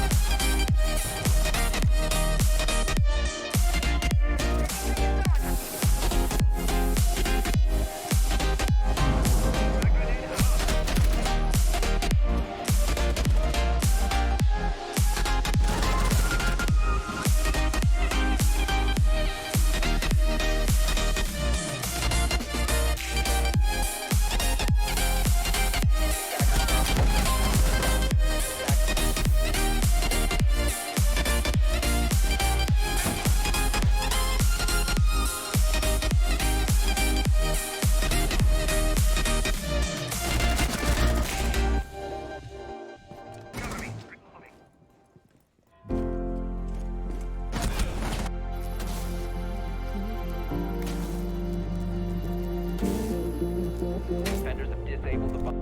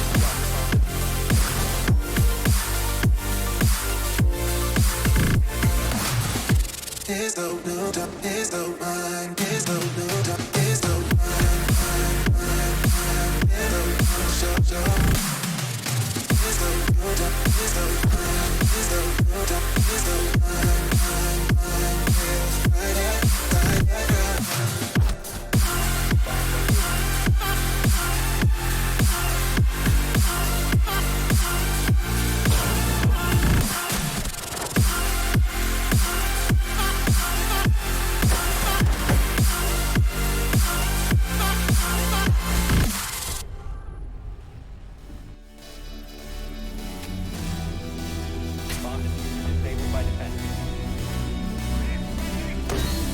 15 seconds to go.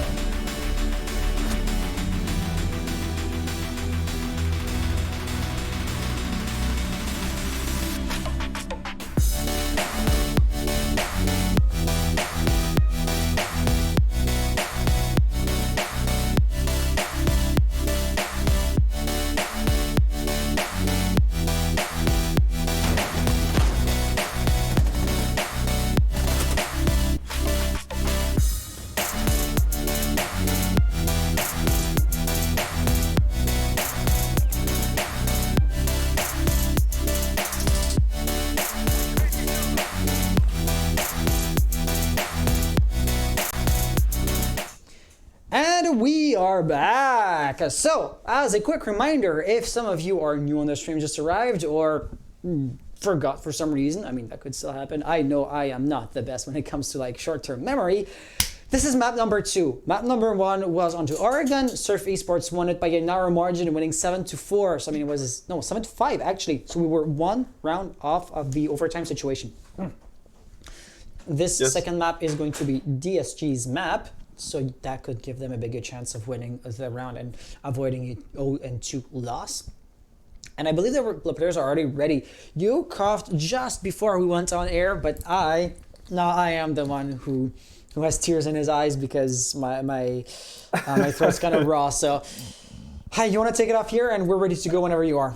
Absolutely. I mean, as you said, Darkside Gaming is going to be starting off on Cafe Dostoyevsky as attacking players or attackers.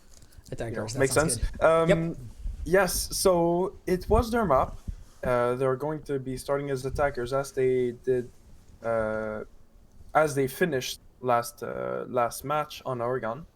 So they still have that little, well, not momentum, but they're warmed up to be attackers and not defenders, and completely revert their strategy. So I'm gonna count the players in and see if they're ready. We did have the team ready from both teams, but I'll just count them in that we're gonna be starting here very shortly. All right, guys. Good. So second map. Congrats to Surf Esports on that one. Very nice match. So may the best player win. We're gonna be starting here very shortly. So good luck, have fun, guys, and well, it's gonna be like 30 seconds. All right. So, do you want to count us in or start this? Whenever you are, I'm ready when you are. Well, I'm ready. So I was let's do born this. ready. All right, good luck, have fun. Let's jump right into it. You're damn right. All right, let's do this. And we are off. Cafe Dostoevsky, Surf Esports versus Darkside Gaming. Darkside Gaming's map they are going to be starting as attacker.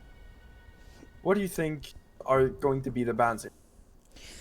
So Thatcher would be a no-brainer, day in, day out.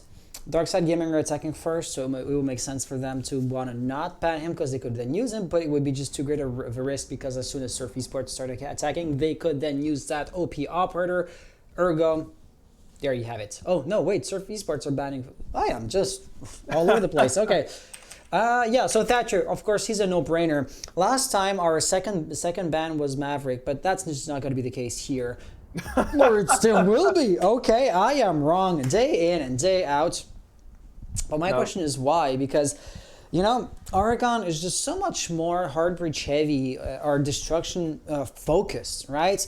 If you're attacking the top floor, managing to make it through attic is a really good first step in order to push into objective. Here, it's not exactly that important. For example, think about the top floor. When you're not capable of breaching, say, red stairs, that still is a great damper on your push, but it shouldn't be the end-all be-all. There's still hatches, there's still a nice little skylight, a great many deal of windows, and 2 stairways which you can go up in. And even if you, in an extreme situation, if you were to have an Amaru, you can also rappel in through a few hatches, namely the hatch into the piano area. So, broad statements. But I am quite surprised. The first floor area, right, into bakery, that's basically the one and only bomb site where you absolutely really do want to be able to hard breach into the bomb site, or freezer if you were to talk about the other side of that OBJ area. But here, yeah, I'm just compounding my confusion by keeping on talking. So your 2 other bans were Mira and Melusi. Those absolutely do make sense. Absolutely, I was kind of surprised that Surf Esports, Darkside didn't go for an electrifying ban. We know that Bandit and Kaid are going to be used right here, and plus a mute, so I mean that's like triple the utility to cancel up the opening of the walls. But the electrifying gadgets as the Electro Claw and the Bandit Battery are very useful in this map. Kitchen service, for example, is super easy to go in. I mean, there's so many places where the attackers can open up the walls if you don't have counter gadgets, which are the Bandit Batteries, the Kaid Electric Claws, and here, the Mute Jammers. But I'm not gonna lie. I'm very surprised that Darkside didn't go for an electrifying ban. Yeah, you're right. Something that's also quite surprising, we didn't exactly mention this, but this is going to be a kitchen hold. The primary bomb site would be really broadly considered as being on the top floor. And right here, I suppose Surf are going down there to be surpriseful. And that natural style was quite aggressive, quite ballsy, could have paid off, but at the end of the day, he did toss it blindly. And though he was basically rolling the dice in order to get a kill, that didn't happen. And so he expended a really important, valuable piece of utility for next to nothing in return. What else can you add? Oh, that was going to be a quick death. Yeah, you can see that Surf Esports are playing quite aggressive as far as their roaming style is concerned. And losing roamers that early onto the round, that's going to come and bite them in the butt later on. I can only imagine. Already a 4v5 situation, 2 minutes on the clock. That's really good for Darkside Gaming. Absolutely. Here, Yuza is going to be the first one down for the Surf Esports. Oh, Aces is going to go for the kill. KZN is going to be attacked from both. He's screwed. He's so screwed. The sides. But I can't. He got a kill. No. He got a double kill. There you go. But they're still on to him. That sounded like an F2, but there's no Twitch on the board. Not exactly sure who was shooting at him. But yeah, Xan Lone Health still is alive, and that's all you can ask of him. Probably was Joker, but nobody is well poised to mount pressure on him. He's dropping down, and he's just no longer going to be viable to run after Darkside Gaming. Have no idea where he is, and outgunning your opponents. I mean, we talked about this before, right? Muscle isn't everything, but it goddamn helps. Running past the drone, but that was not going to be enough. He just gets murdered from behind. I mean, here we saw a refrag situation, as I love to call them. Uza got killed by Aces, who got refragged by KZM, and here Joker is going to refrag his buddy Barry, who got absolutely demolished here by the beautiful double kill here on KZM. It's going to be a 3v3 situation with only 35 seconds left on the clock. It's, you know, as I said, 3v3, 100 health for both of the teams. I don't like... Oh, sorry, I did cut you out there. I don't like how they're tossing in their nitro cells blindly. That's 2 nitro cells off the board. I mean, Usa used it up before he died, right? For nothing in return. They were too low on intel, and they're just too quick on the draw there. Ozzy's going to get a kill with a gun, so I guess gunplay still is going in Surf's favor. But at the end of the day, 5 seconds on the clock. Darkside really have to funnel in. They're trying. They're succeeding. Now Ash only has to cover a plant. And that's where you'd want to have your nitro cell. No, he gets a double kill! Nicely done. Here, I mean, Bubkey, we couldn't ask for more. You got a beautiful headshot here on both of the attackers, defending the plant and planning behind the bomb. Beautiful clutch here. It was a 2v2 situation. Yeah, it was a 2v2, so Ash was covering the... Yeah, so Nomad was planting. She was really not going to contribute to the gunfight. So it was an artificial 2v1, if you want to put it that way. But then again, Jaeger was able to pull this back, because when inserting, I believe Ash did manage to get a kill. Yes, she got a kill here. No, it was actually Nomad who got the kill on Smoke. Oh. And Kaid was in Red Stairs. So yes, it was technically a 2v1 that got won by Surf. But congratulations. Yeah, I mean, it still would have been very time sensitive if Bubkey would have been killed. It would have been maybe a 2v or 1v1 if, for example, Drifter got off the plant and killed back Bubkey. You know, I'm just, you know, hypothesizing and just making trying to make some sense out of my words. I like what they're doing didn't there. work.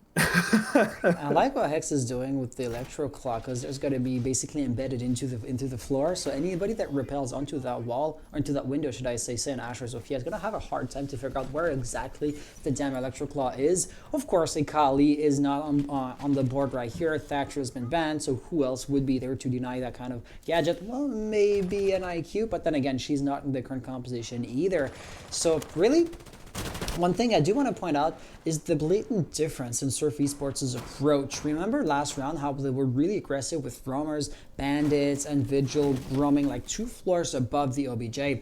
This time around, there's going to be a redundancy as far as plant denial is going to be concerned, right? With both a Maestro and a Smoke on the board, this is going to be a really good, well-balanced composition if you want to play for a time in the last few seconds of the round.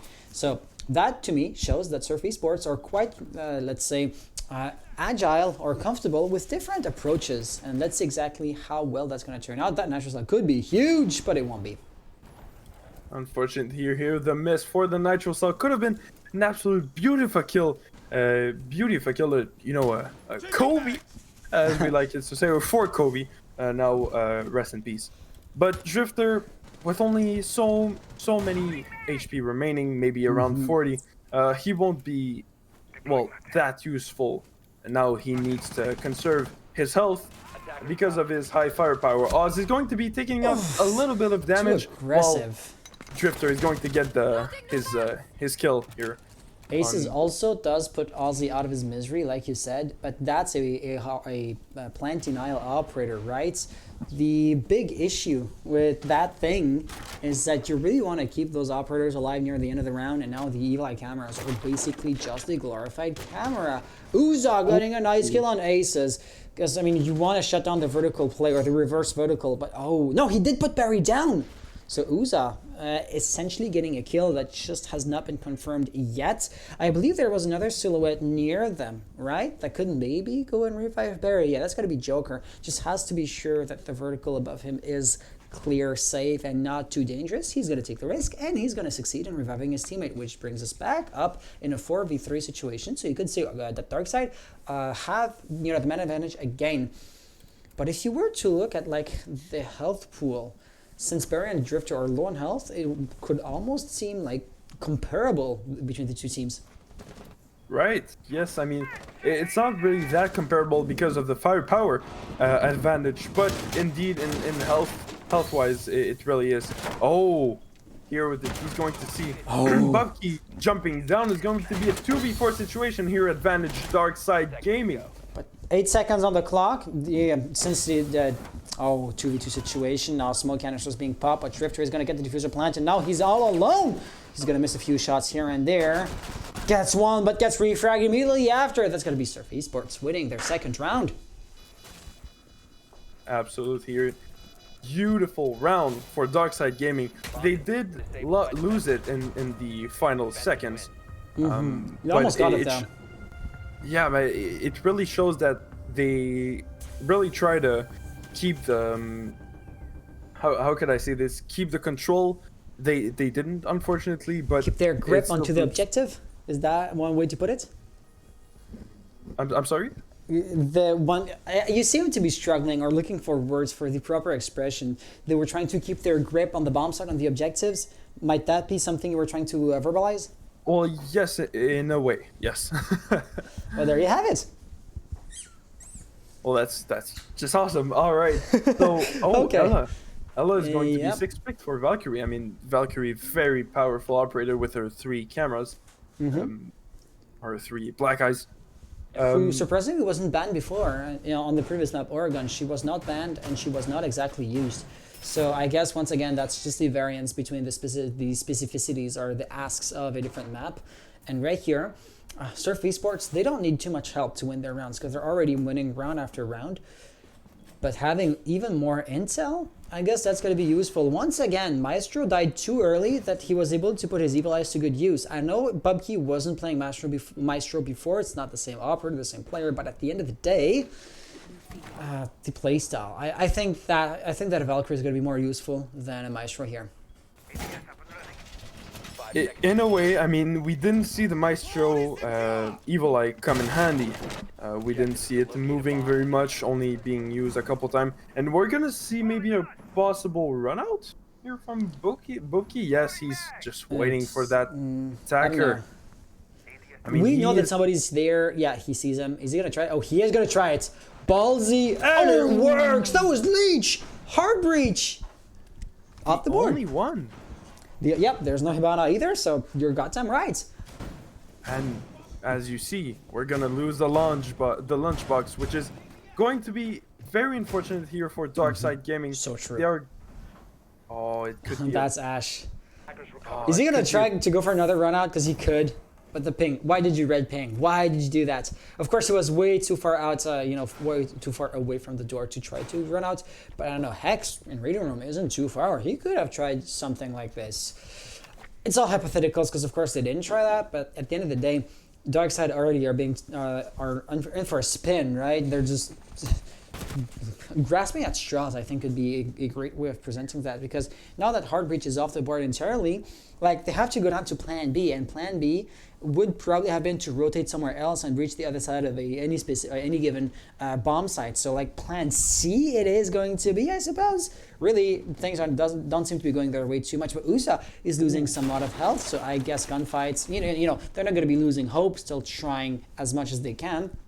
But so far, I think it's undeniable that they're on the back foot. Right here, Drifter, as we saw, is going to be looking in the white stairs window. He's going to get the kill. Here, it's a 1v1 situation.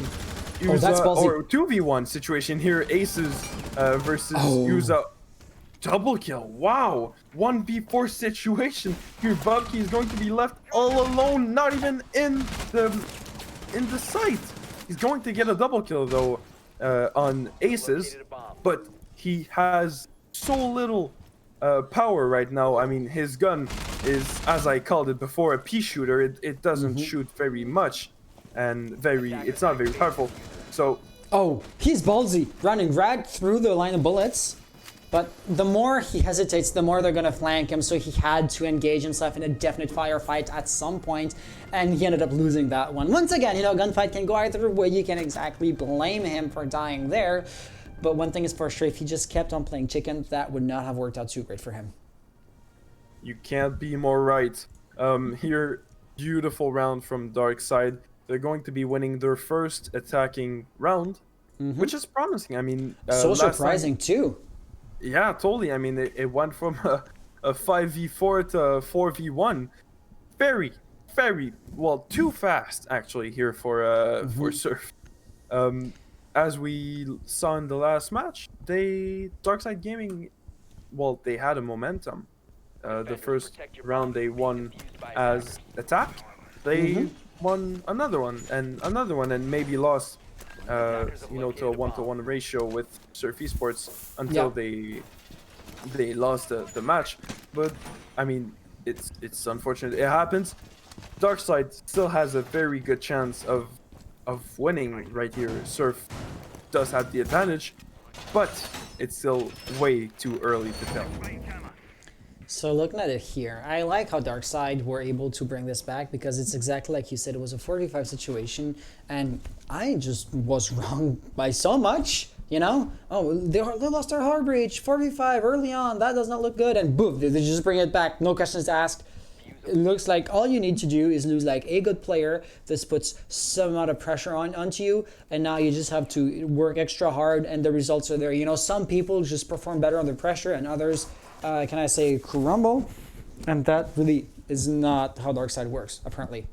And now we're back into a primary bomb site, but since this is like the fourth round, we've seen this first floor defense before, and now Darkside know what to expect. For example, the roamers over here.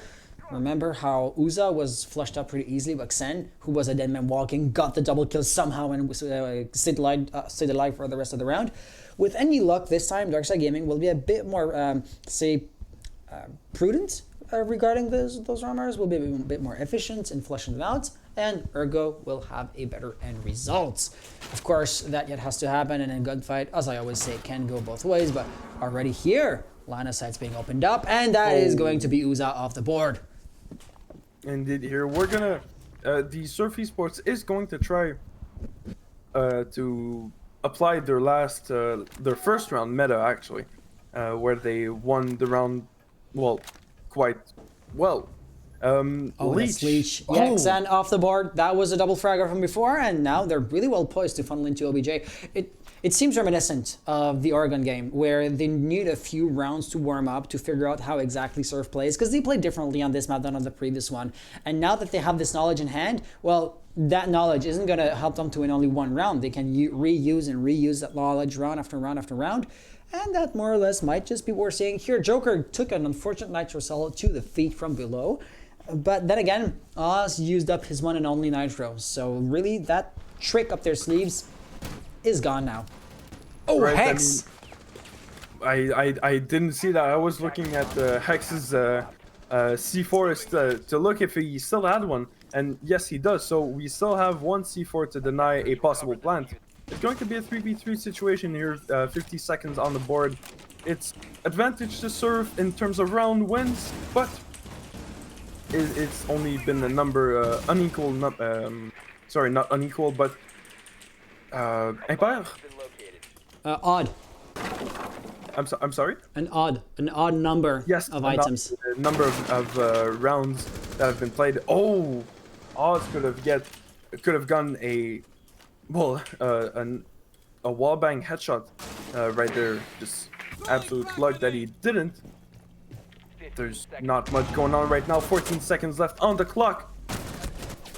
Oh, with the shotgun, he was trying to plan. That's a double kill, triple in total. Can he chain them up? No, he turns around. Could almost have been a 4 piece, but hey, there you have it. Bubkey is right behind his teammates and is going to refrag onto Barry immediately.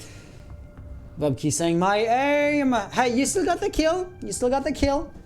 Guess that counts. But yeah, so I was saying Darkside might be well off, but really, really, Darkside, when you have the early round going for you, it was a 5v3 situation and they got come back. But when you do not have the early round going for you, this is when they just perform. I think that's all there's to say about them. So you would say that they perform well under pressure. Yeah, it really seems like the team that gets the early advantage is going to lose the round, which is totally counterintuitive, right? Right, yes, as your good old statistics books shown, that 20, when you get the team that gets the first round, frag is 20%. Yes. More likely or likelier. Thing? Yeah, so the team that gets the first kill, or the team that gets the first pick, has a 20% chances or gains 20% chances of winning the round. And by the way, where I heard that specific number was on Reaper Ian's channel. Reaper, who I believe was at this point a pro league coach specifically for Rogue. So, I mean, if somebody has to know about the game in and out, it is a pro league coach. And so, where he states statistics, I take them at face value. Right. Alright, so round 5 here is going to be starting off. Surf 3-1. They are in defense. So, I mean, it's still comebackable if you allow me. Yeah, because they have the easier side for the time being. Right. I mean, they are in primary bomb sites, as you said before. They only lost to that secondary bomb site or tertiary bomb site. That's I'm having a lot of That's a troubles. primary one. Yeah. Okay. So no, technically they would be their secondary bomb site as they went kitchen first on the first rotation and on the second rotation as well. You know, when you went on primary, secondary, tertiary bomb site, you just like start another cycle. And you know, lines of sight go both ways. And Uza, when you're just sitting on a hole in the floor that you yourself created, that you're not watching, I guess you're just paying the price at this point. But Aces, in doing so, did reveal his position, and now I'm not exactly sure whose silhouette that is. Might be Xen at the top of the white stairs. Knows exactly that somebody's going to be there, and Joker, Drifter's trying to get the kill there, because if he does, that really is going to be a ticket in for Aces. But Aces, being Zofia, could just breach the floor in between his feet. Not that Ozzy's going to be too vulnerable to that, seeing as he is on one of the bars right now. But at the same time, if you're playing Floor is Lava, that greatly limits your mobility. Yes, indeed, Drifter is going to take quite a bit of damage while Aces is just going in balls deep. He's going to see that beautiful head right here from KZ. That would be a possibility. Somebody's on their backs? Oh no, he wasn't going to rush in blindly, of course not. Indeed, here, Hex is just trying to hold off Aces as much as possible. He's going to be peeking that, but no! Unfortunately, Aces is not going to be able to react that quickly. We are going to lose the lunchbox, the diffuser, outside, which is pretty bad, honestly. But it's still a 4v3 situation. Yeah, so you could say the attackers had the upper hand, but then again, if they want to go for the plant, they would have to recover the diffuser, and the timer is not going to allow for that. Hex is feeling quite aggressive, and Aces is never going to see him. Oh, could Hex even chain them up? Because Leech has diffuser. It would even be worthwhile to run out. I mean, if he runs out, he's dead, of course. But denying the diffuser for the attackers when there's only 30 seconds on the clock and nobody else could have gone for that long rotates. But no, he didn't try it. And now Joker just ready to funnel in. Xen holding the cross angle. He's likely to shut him down. No, Leech is going to plant just there. Oh, he's out in the open. Oh, but I guess the cover is just so good. Attackers activating the it works? It did work? What? How? I honestly have no idea. It's going to be a double kill here for Xen. A triple kill here. He's going to win this round. He's going to clutch it. Wow. Hey, congratulations, guys. Wow. Okay. That plan was ballsy, and I guess that worked. It worked exactly because it was unexpected. But then again, as soon as it's time to once again start winning your gunfights, this is where Surf is able to outdo Darkside Gaming, and that seems to be a recurring trend since the very beginning of that best of 3. And I suppose it's not going to go away anytime soon, which is really unfortunate, all things considered. I mean, they planted. They were under pressure. They did not. They were trapped in a corner. they couldn't have any more support because they were both there. The defenders were, well, Yeah, they weren't missing, cross-firing yeah. pretty much. They could have went ballsy. Maybe could have tried to push a little more and maybe get the kill here on piano. Attackers need to That could have locate and worked, defuse but as many bombs as they can. when you're in a situation like this, every health counts, every health point counts, and you don't want to risk it because here it was 3-1 advantage to Surf, and well, they just gave another round to Surf, and as we know, we saw that Darkside was pretty good in attack in the last match. They were. And when the round, not the round change, but Oh, that's the, interesting. Sorry, go ahead. To go. when is going to be the positions change? Well, the role changes. There we go. Yep.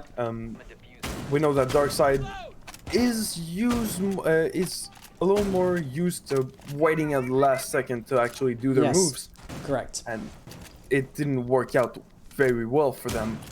So, are we expecting maybe a maybe more aggressive push here for DSG, or are we going more No, Darkside are attacking. They're going to be defending.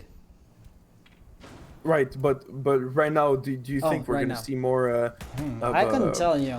So the one great difference between the two teams is that Surf Esports tends to be more aggressive. Think about the spawn peaks that they went for before. Think about the fact that they're roaming, and Darkside on the previous map didn't roam once, as far as I can remember. So right here, Darkside being a methodical team on defense, they're a methodical team on attack as well, right? They don't go in rushing, guns blazing, just flash out and let's, Hail Mary this thing. They drone, they go at it, pincer movements, pinches, they don't throw all of their eggs in one basket, and they try to come in from two different angles and work together off of those cross angles. Is it going to work out this time around? I mean, time will tell. One thing is for sure, we're back in a tertiary bomb site, which is the only area where Darkside Gaming were able to win a point, right? Surf on their weakest bomb site were unsuccessful in holding off the attack. And that over there, Puker's advantage pre-fires was supposed to give the kill to Aces, but he just failed in doing so. Xan thus getting the early pick, and as such, Surf Esports would be in a good situation or a good position to win out the round. But it seems to be a recurring theme. The team that has the early upper hand ends up getting clutched and comebacked, no matter who that is. Absolutely, I gasped. I was really not expecting KZN to actually win that 1v1. I'm speechless. It was a very nice flick here. Oh, Yusa on Drifter is going to be refragged by Barry. It's a 2v1 situation here. Xen is dead. Xen is dead. No, why did you stop? What? Oh, no, it looks like that bar is going to be bulletproof, but there you have it. That is how Pika's advantage and pre-fires are supposed to work. Joker is going to put Xen out of his misery, bringing this back down to a 3v2 situation. Hey, the prophecy so far was foretold and was true. Surf Esports got the first pick, and they're now in a disadvantaged situation. The attack has vertical on them, so they have the upper floor, and they can definitely cover a plant in doing so. And at this point, not exactly sure who's who, but there's one player on OBJ, and the other one is all the way into Train, and that is not a good positioning to have if you want to deny a plant. But Ash just dropping in, and now they're ready to plant. Yeah, Hex is gonna have to run in. Seconds to go. Absolutely here. Hex needs to clutch this, and we know the prophecy is now true. Well, for now.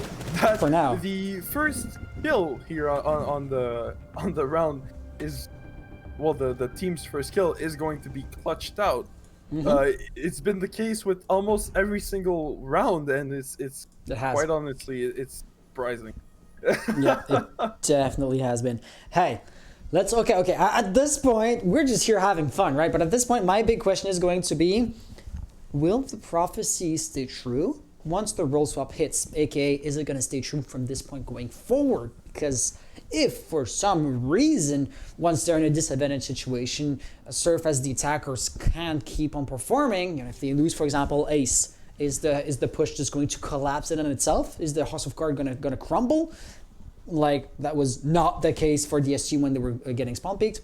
It remains to be seen, but hey, I couldn't tell you. Defenders protect Well, honestly, I would say that won't do anymore because, well, one simple thing, it's a completely new tactic here from DSG, and they're going to be going with different attack, different approach. I do not think that the prophecy will remain true. We saw that supposed prophecy while Darkside was on attack last match, and it was true. And now we saw it while they were still on attack, and it was true. So it remains to be seen, honestly. But I don't think it's going to be true. Hi, let's take a look at the differences between Darkside's defense and Surf Esports' defenses. So one thing that I really did like in the previous map was the fact that Darkside did not roam where Surf did. But it looks like this was an Oregon-specific characteristic of theirs, as right here, Darkside do have two players on the top floor, so there's no way to see or to construe them as not being roamers. And of course, Joker right here is playing Vigil, so that also just adds to the fact that he has to be roaming. So definitely Darkside seem to be exhibiting different behaviors as compared to what they did before, and I like to see that because at the very least, it indicates that they're comfortable with a different playstyle, and that as a team makes them a bit more versatile, you know? Absolutely. Here, Joker is going to be roaming out on the top floor with his buddy Aces. 2-3 speeds. You know, they. Oh gosh, am I Are lagging? they going to be able to hold off Surf for as long as they can and not lose their life? Well, we just saw Joker. As I said in the previous match, they tend to go off their positions pretty quickly. They did waste almost a minute and 15 seconds, but they still had the advantage. It doesn't seem, if we look at it right now, they did not have that much pressure. I mean, it's one attacker, two attackers against two defenders. So they went off their position. Aces obviously took quite a bit of damage, but they still had time to waste, or time to, you know, make Surf waste. So are they adapting maybe, or that I really don't know, honestly. This no kill has been done, and there's only a 55 seconds left in the round. It's gonna be quite tense. Yeah, at this point, Surf, I mean, they're just going for top floor control, right? That is Sledge just breaching the floor. I guess that is going to help later on, but they now have only 40 seconds to basically make and execute. And as I can see, Bubkey is going to try to hard breach, but there's going to be a Kate Electric Law. Usa's going to have to destroy it with a nade. Is it going to work? I think it did work out correctly, but there you have it. Another one is being tossed right after that, so Ace is likely not going to get the floors open. So Usa may have to use the second nade. In the meantime, Joker and Ace is both going to get killed in rapid succession. It's going to be Bubkey with the refrag of his own on Smoke. So if you want to plug down the client, Smoke is a great operator to have. So not having him on the board anymore is going to be great for Surf Esports. But still, 5 seconds and they're just not gonna make it. It's gonna be a deathmatch, and I don't see how Surf can pull this off. Darkside Gaming basically have won the round at this point. There you have it. DSG winning their first defense, and that is going to be encouraging to say the least. Absolutely. Here, Darkside going for the more pacific strategy. They well, they had quite a few. Technically not false. Well, yes, they did have 3 players on the board left. Against 2, if I'm not mistaken, here for Surf. Yep, definitely. And they let that timer run out. They left, well, if we're talking for the roamers, they left their post quite early, but quite late if we think back about it. They wasted a minute and 20 seconds, which is pretty good if we look back at it. They went pretty peaceful. They didn't try to make pushy situations, 1v1, 1v2s, and stuff like that, and I think it paid out for them. So, Round number 8. This time we're going to be seeing a top floor hold. Interestingly enough, right, not Surf Darkside, they had a few roamers up here before, so we know more or less how they like to hold on to that area, but before it was just roamers who could afford to fall back. If you already are on your bomb site proper, you cannot exactly fall back for too long. That impact nade, by the way, was kind of interesting. I would have used a shotgun or just a knife to destroy those a few pieces of furniture, but hey, if the table has to go, the table goes. Also, let's do note the fact that Hex is playing with Blackbeard. That's going to be a first. Of course, since the rule swap, it's not too surprising. Darkside didn't play Blackbeard, and Surf from time to time does, apparently. But most importantly, it's going to be the playstyle as a whole. Just like before, Darkside will be sending 2 roamers, 2 floors, in that case, below. That's going to be Joker, and I'm not sure exactly who else, but I did see 2 silhouettes. Oh, but no, he's getting droned out pretty quickly, and Joker had some great initial setups, great potential, but that is going to be wasted. There's no way around that. 30 seconds. He's already dead, didn't do anything, losing a nitro cell, and he did not waste any utility. No drones, no flashes, and no time either. I already did mention that though. That's very unfortunate for Darkside, but if we're talking about here Joker, he put maybe more emphasis on roaming, maybe creating a little doubt in Surf's strategy. Maybe there's roamers here and there, and we're gonna be seeing the suicide corner in action here by, if I'm not mistaken, Drifter. He's going to be in the suicide corner, and he's going to try to hold that corner as much as possible, because as we know, Piano is a very, very good place to hold time-wise and how could I say, map-wise. Yeah, map-wise, to play the map. Barry also dead. That is now your planting isle operator off the board. One of them, at least. Leech still is alive, but if he has to stay on cameras, once again, you know, in Evil Eye is unlikely to get a kill. Nobody on the attackers is too low on health to have the Evil Eye be a proper threat to them. If he's on cams, he doesn't have his gun up. That no longer seems to be the case, with good reason. That brings it back to a 3-4 situation. You still have a disadvantage, but it's no good with that dagger. And he gets another one. Nicely done. At this point, I guess he could afford to sit on cams for a few more seconds yet again. And the good news is, well, there's only 55 seconds on the clock, so at some point, the situation for Surf Esports is going to get dire. We're not there just yet, but, you know, the timer is creeping down. Oh, and that Evil Eye is now gone. That was one of the best, pieces of utility left for the defenders. Oh no. Oh no. He's going to be going with that, Hey, cyberbullying, but if it works, right? Absolutely. Here, Surf is going to be in a 2v3 situation. Only 30 seconds left on the clock. DSG just going off. I mean, they went pretty peacefully. They're cyberbullying the attackers, and they're not trying to push, which is exactly what I said before. They're going less pushy, and it works. It just damn works. No, he's gonna overheat it though. He's gonna overheat it before he gets the kill. He went at it too early on, but it doesn't matter. Hex gets a kill. Leech gets the kill on the Aussie, thus denying the plant. Leech with a beautiful, beautiful last second kill here on the plant. He is going to be able to win this round here for Darkside Gaming and put his team on a 4-4 win.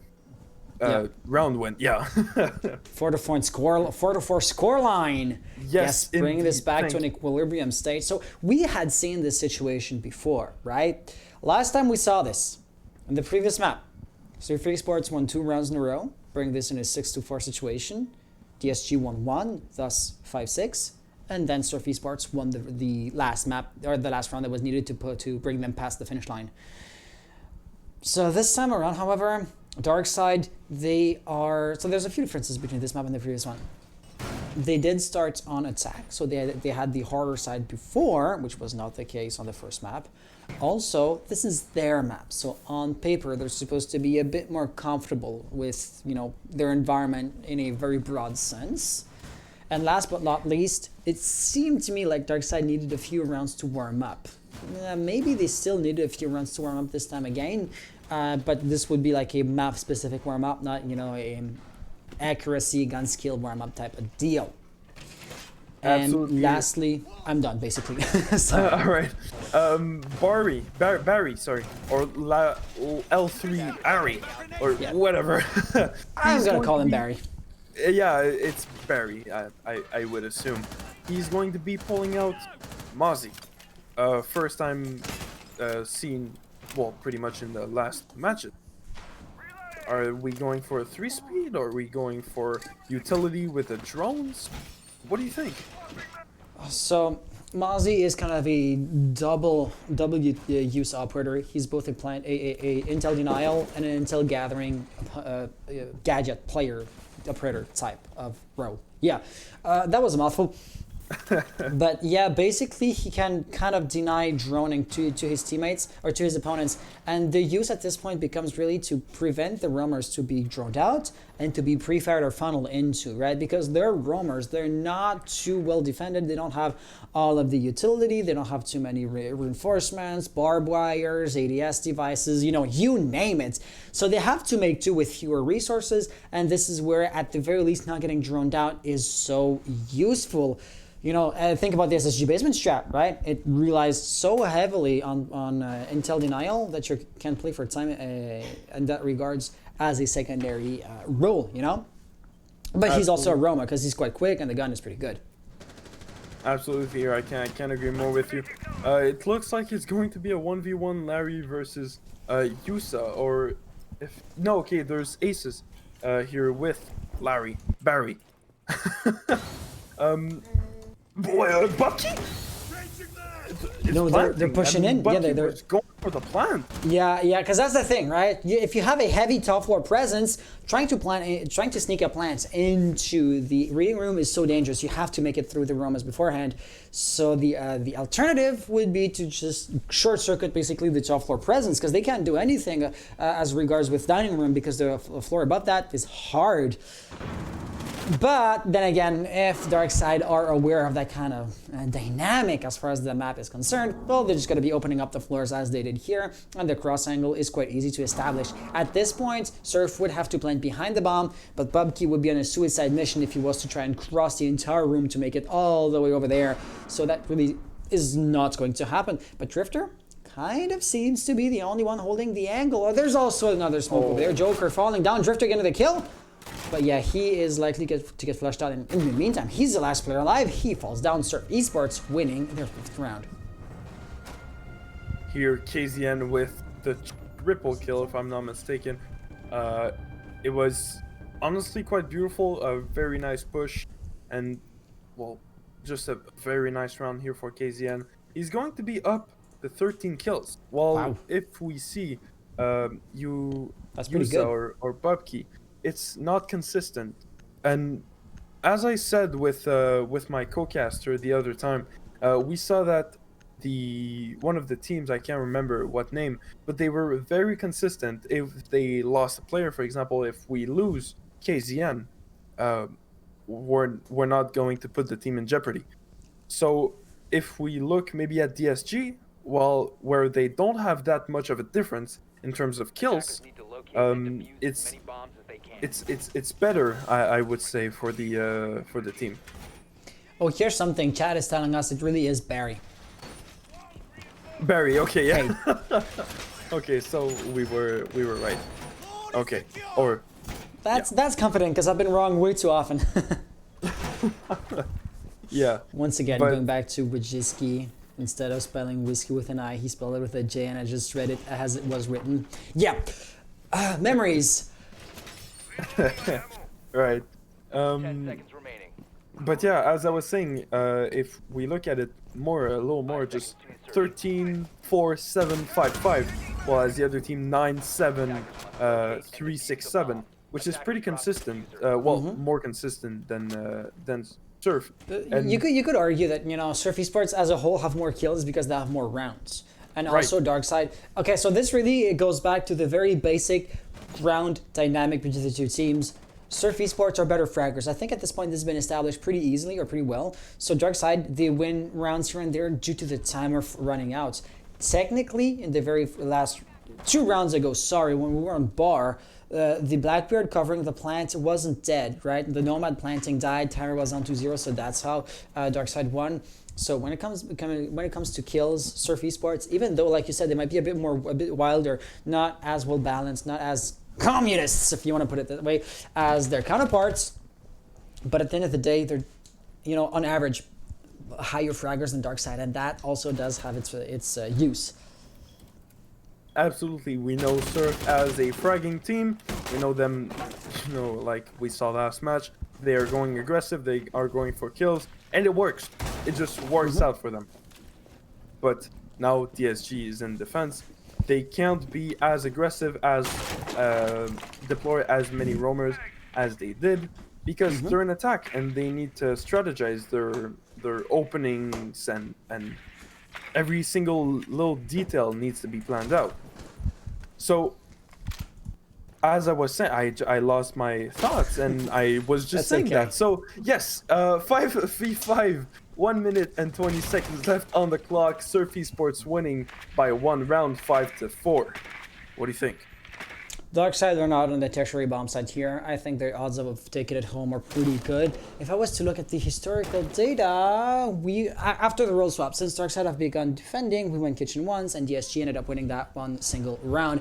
I know that the sample size is literally 1, so not exactly too massive to be reliable, but that's all we have to go off of. So of course, Surf is going to take the early loss, and so yeah. Okay, here, I'm going to bring this back to what we were saying. Remember, the team that gets the early disadvantage ends up clutching it on both sides before the role swap. Has that trend stayed true since after the role swap? Because I kind of lost track, to be honest. We did see,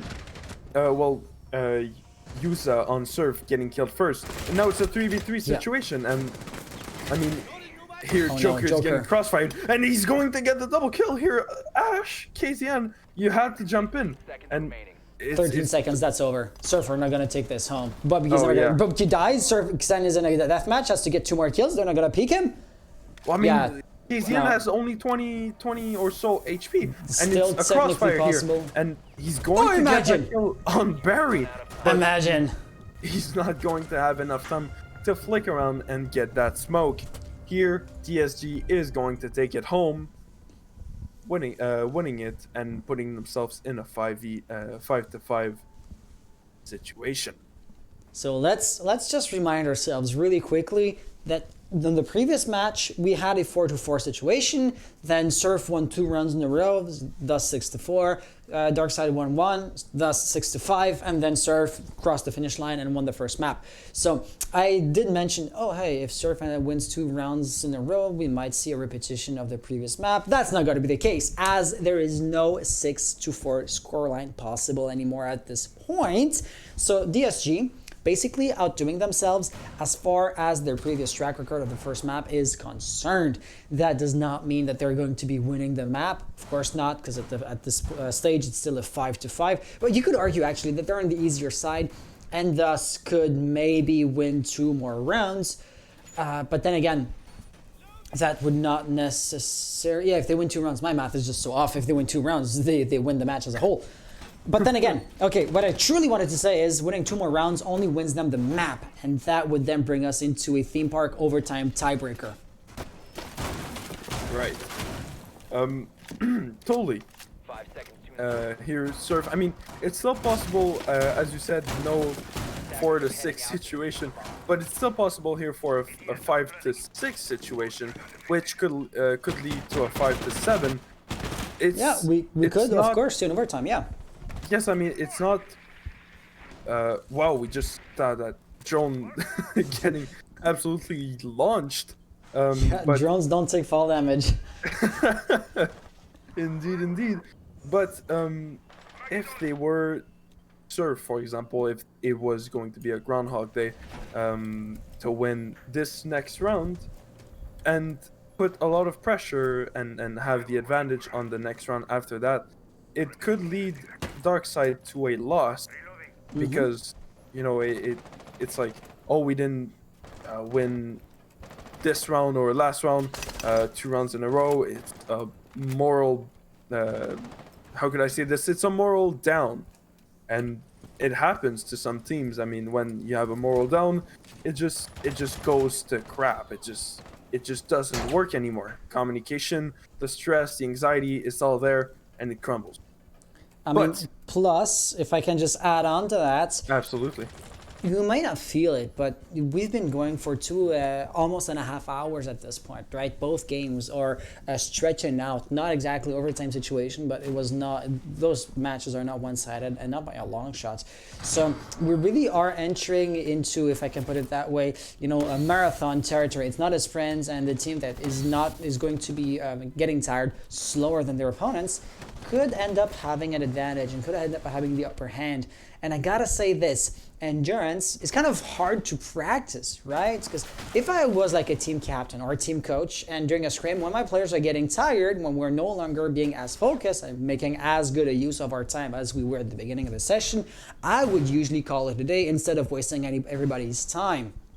And there's no efficient way of like practicing or training your endurance. You just have to keep on going for longer and longer periods of times and just hope to not lose your focus in the meantime.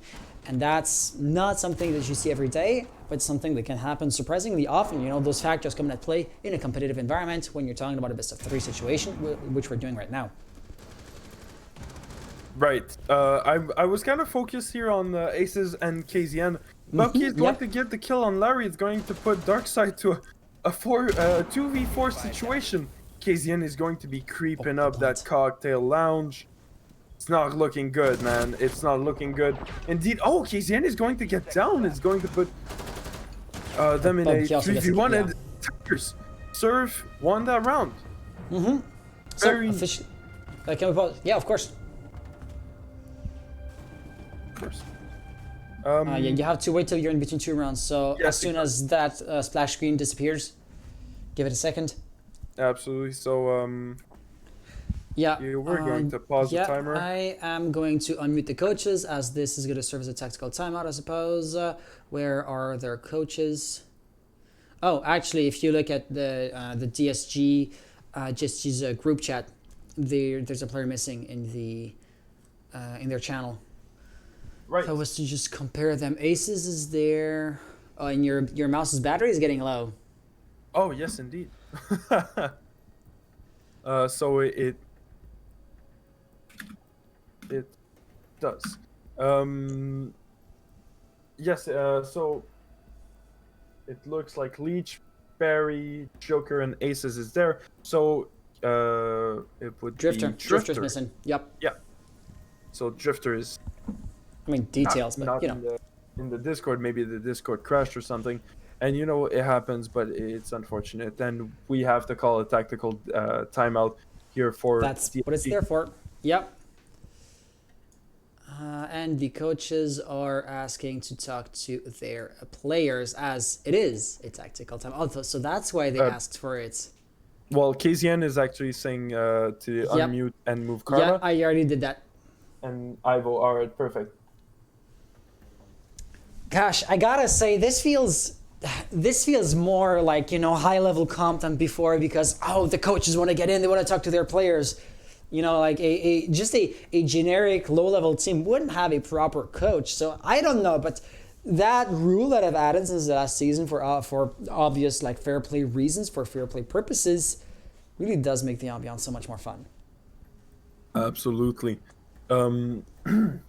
So as we're going into a tactical timeout, do you know what's the time limit for a tactical timeout? Or I don't think, I'm not sure if I've added it since. So for a rehost, we're talking about like 5 minutes. Right.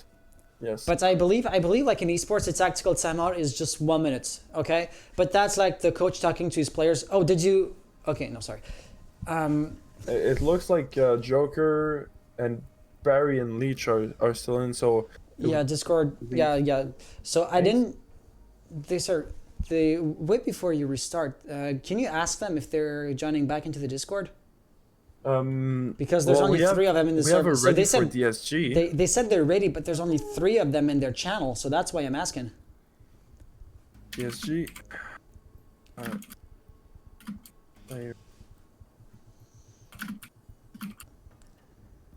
because yeah, that's just me extending them on olive branch.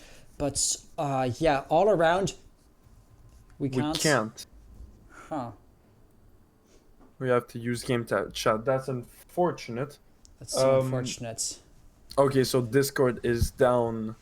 Hi. They're in so- game chat. Okay. Well, if they're in game chat, I guess that counts as well. Well, best of luck to them. You may resume. So it was Karma and IVO who are their coaches. Yep. Yeah, that was unfortunate. Yeah, so to finish off the thought that I was expressing before, not that it really matters anymore. But on a tactical timeout, the limit is 1 minute. But a tactical timeout's purpose really is to just have the coach talk to the players. Right here, it was more of a, how'd you call it, like a technical difficulties motivated pause. Absolutely. So I just said, I just told to the Surf, when you're ready, we're going to be good to go. And the timer is going to be dropping down as soon as, well, Surf gives us a ready. They're ready. Okay, muting the coaches back. So that's Karma and IVO, who are now no longer talking. There we go. Okay. So, for potentially the last round, interestingly enough, this tactical timeout is going to cool the teams off. So, for example, if there was a momentum going, that momentum would be gone. Not that that was the case, because with two evenly matched teams, it's basically a back and forth, one round situation. But now, Surf Esports are in the match point situation. TSG backs against the wall. Absolutely. Need to locate and Absolutely. Here, we're going to be seeing Darkside going defense, as we saw, last round. But any type of momentum, as you said, is going to be lost. There isn't, which is, well, pretty good, because it shows that both of the teams are, well, very capable of winning this round and this map. Are we going to see overtime? Do you think we're going to see overtime, or are we going to see a two-round lead as we saw in the last round? Last match. I'm having trouble with my words. I'm gonna bet on an overtime situation at the very least, because here, I mean, they're defending bar. That's one of their best defenses, and it's a tried and true method. Plus, they really are going, all or nothing in the plant denial operators. Well, you could say the Joker with the Vulcan Shield Goyo is a plant denial, but the shields aren't put in such a way to deny a plant. But still, that can play for time, and Darkside are really good with that. All things considered. Plus, I'm just even gonna double down on what I was saying. They really have a really specialized composition. Look at this. So Joker, Barry, and Leech would be considered plant denial, though Joker's shield positioning is ill-placed to fulfill that role in the current situation. I've already said that. But then you have Aces and Drifter, who are there to deny the nades and deny utility, to make sure that, for example, in the pixel angle, it's not that easy and not that quick and efficient to flush Drifter out. So all things considered, if Surf Esports wants to play it in a typical and classical sense, go against the roamers, go against the extended hold, flush them out, then go into OBJ, try to plant, this is going to be extremely costly as far as utility and resources and time goes. So is there a way to kind of short circuit that positioning? Maybe, sneak a plant under their noses? Unlikely, as Leech is playing Maestro, but yeah, if they want to play in Darkside's hands, that's going to be costly. Not as costly as I was expecting it to be, as Aces is going to be the first one off the board. But Uza, already ready to funnel into OBJ and aid into over there. He just misses the head. Whoa. So close. So unfortunate. Way too close. Xen gets a kill on Joker, though. Joker was roaming on the bottom floor. That was a mistake in my mind, which I didn't mention beforehand. He dies. Now Leech is not falling down. Drifter, you now have to pull off a clutch. Will he get... That's Diffuser. If he can pull it off. No. Well, that is going to be GG. We just saw a Groundhog Day, as I said. Again, the same situation just happened in the other match. I mean, they lost focus. They went off and they lost their first player. They lost their first players. Their second player, sorry. They went into 5v3. Exactly what happened last time, and then they just lost it. They didn't know where to go, what to do, and how to do it, and that's what happened last time also. And well, unfortunately for DSG, it's going to be a win for the Surf Esports. Yep, Wow. absolutely. Let me just update the things here and there. So Surf Esports won that. Hold on, Behind sorry, the I'm bookies where I was sitting on the bookies.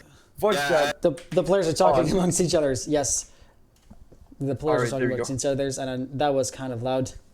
Yes, I'm sorry about that. They were just wow. Okay, so anyways, like we said, congratulations here to Surf Esports for absolutely. winning both of the matches, not in overtime, just plain Yep. simple. They 7 to narrowly 5. avoided that. Right, 7-4, 7-5, which is pretty impressive because we know that most matches are won in overtime with match history and when we cast it's mostly that. So congratulations here to Surf Esports. They all went off in quite a hurry, which is weird. But yeah, do you have anything to say for this game? What can I say on this game? If I was to go back and try to analyze, I feel like, the general dynamic between the two teams has been stated through and through. Surf was outgunning Darkside Gaming, but DSG were a bit more tactical and a bit more, closely knit as a team. But at the end of the day, playing for time and just having this superior strategy works when you're defending. Because when you're attacking, you're going to have to pick a gunfight because you have to establish map control, or more specifically bomb site control, and you have to somehow get the diffuser planted then in order to have the time work in your favor once again.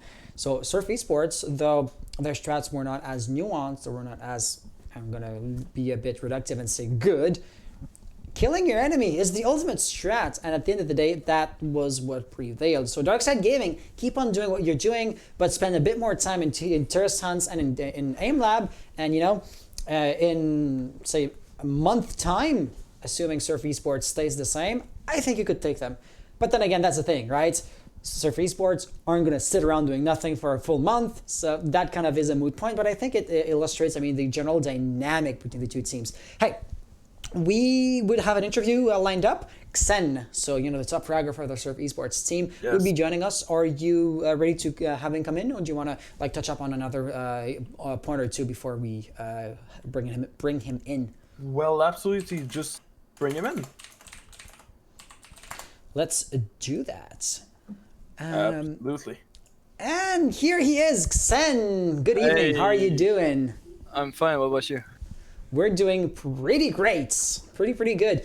That was, well, we didn't exactly go into a third map, so I could not say exhausting, but those matches were long lasting and they were starting to be a bit taxing on my voice. But I suppose you as the players were also feeling, the tiredness creeping in as you were also doing the entire And my time. voice was getting tired as well. I was shouting every time we were winning around. I was like, "Let's go!" Hey, that's what you want to hear. Yeah. Well, that was a pretty interesting way to wait. Well, you did have 17 kills in the last match. I mean, congratulations for that. You were really Thank you. outgoing. You were really aggressive. We saw. Like for example, the last round, you went up the white stairs, and did you know that there was a player on top of you, the Jaeger? I mean, we did have the intel about both guys, but I didn't know where they were specifically, so I didn't push anything. I was like a little bit too scared.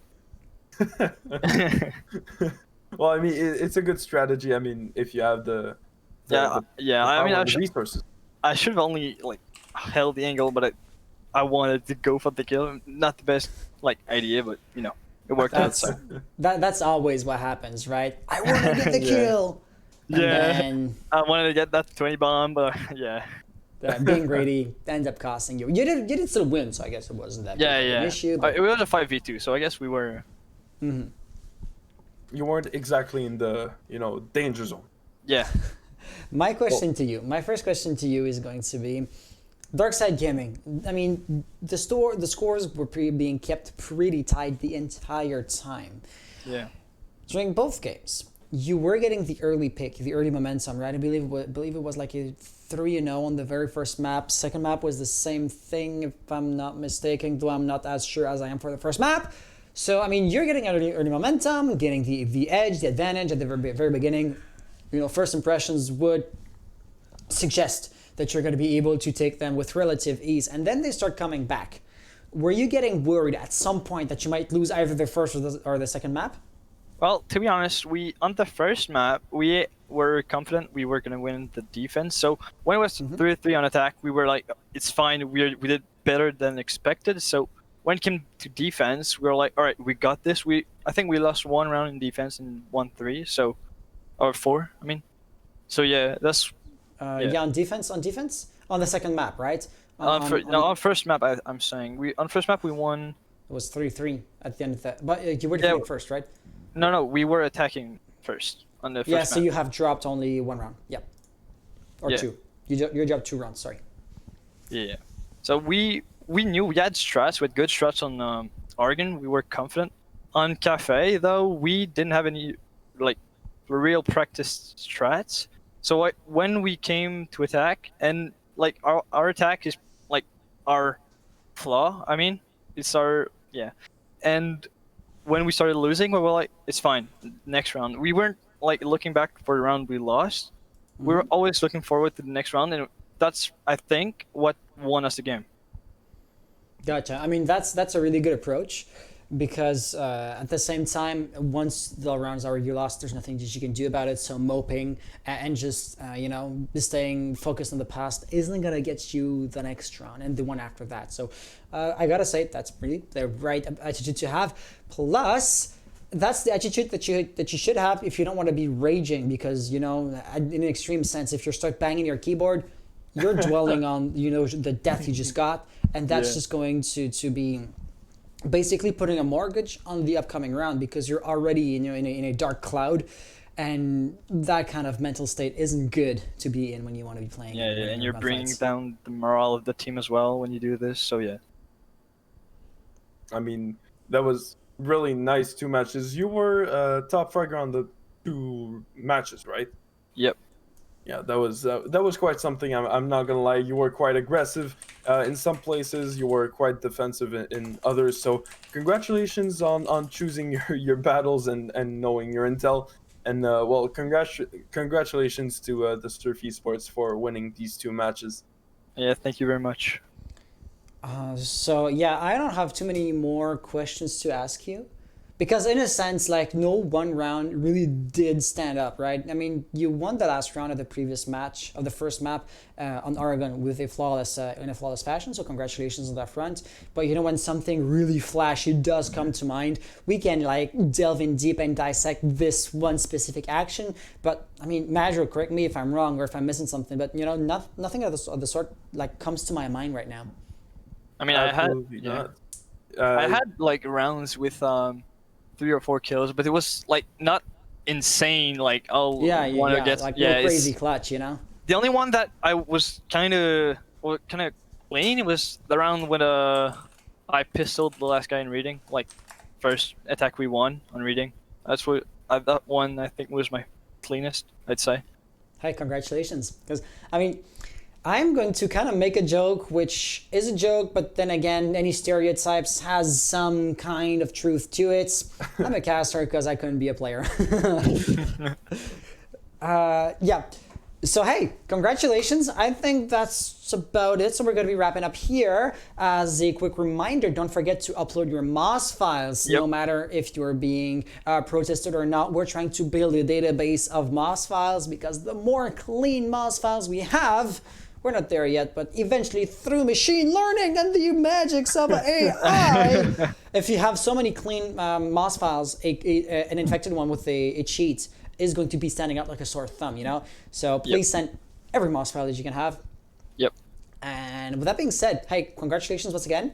Have an amazing rest of the night, and we'll see you hopefully next week again for your upcoming match. I never know if I can cast them, because we never know when you guys are going to be scheduling them, but hey, we're going to hope. Yeah. Thank you very much. Have an amazing rest of the night, and see you again next week. See you guys. Bye-bye.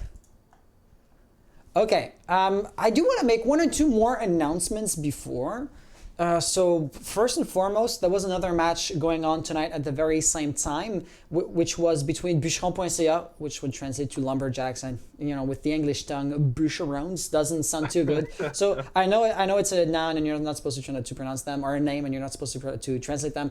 But lumberjacks against Impact Academy, who were playing tonight. I still see them in the Discord servers, so I suppose their match is still underway. No idea who's going to win that. But there's this that I wanted to point out. Another thing, we have officially lost a second team. So far in Camera League only, for some reason, 2 teams already have disbanded. And we're talking about Salute Gaming and Team Divinity Blue, if that rings a bell for you guys. So these 2 teams are out of the league. Both teams had played decently well. I mean, of course, they had managed to qualify through, the qualifiers, so they had earned their place here, and I was looking forward to see more of them. I mean, life happens. It's unfortunate, but understandable. However, I just want to react to one question I know I'm going to get.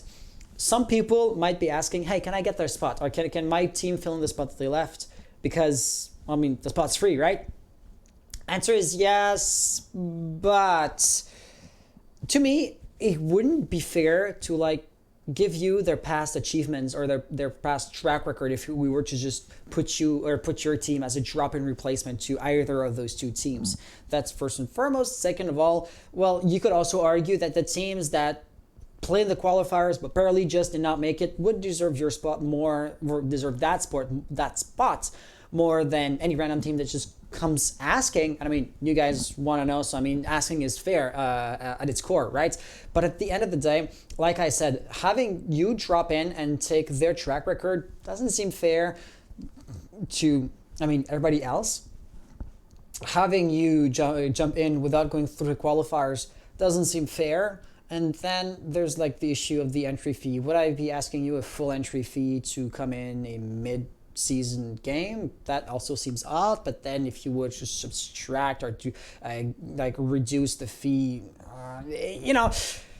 I'm gonna keep it simple and say no. They have disbanded, so they're out, and then it's gonna be up to the remaining teams who are gonna be having less competition, basically, and therefore an easier chance at making it into the playoffs and grabbing a piece of the prize pool.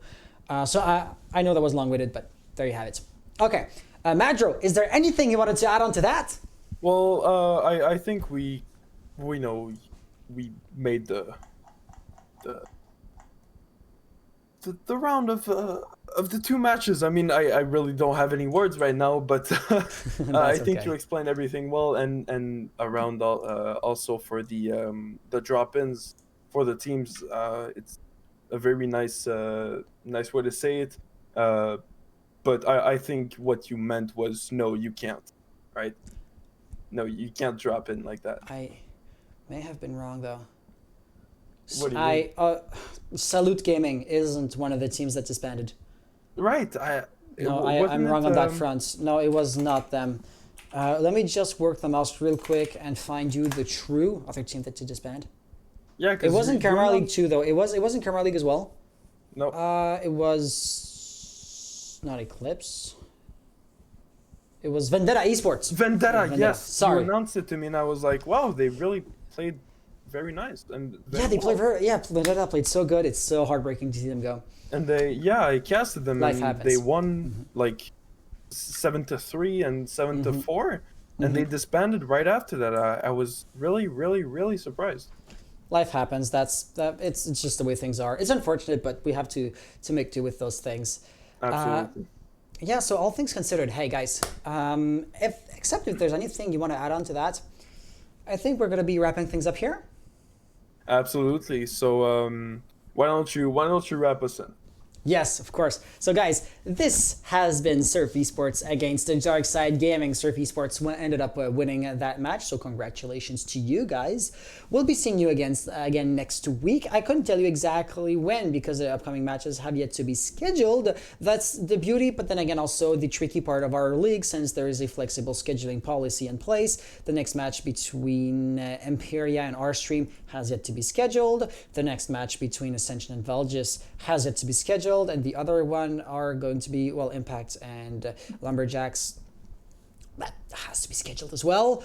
And since Surf Esports' victory has just been added to the bracket, I can see to the next round, or basically generate the next round of that one group as well. Let me just do that real quick. But of course, that also is going to have to be scheduled, and that yet has to happen. Okay, so their due date's gonna be by the February the 25th. Oh, by the way, SI is this weekend, isn't it? We should create a watch party. Right. Yeah. Is it going to be happening even though there's COVID? Yeah, I mean, there's not going to be there's not going to be like a live audience. It's going to be like on LAN, but only this like it's going to be online basically. Right.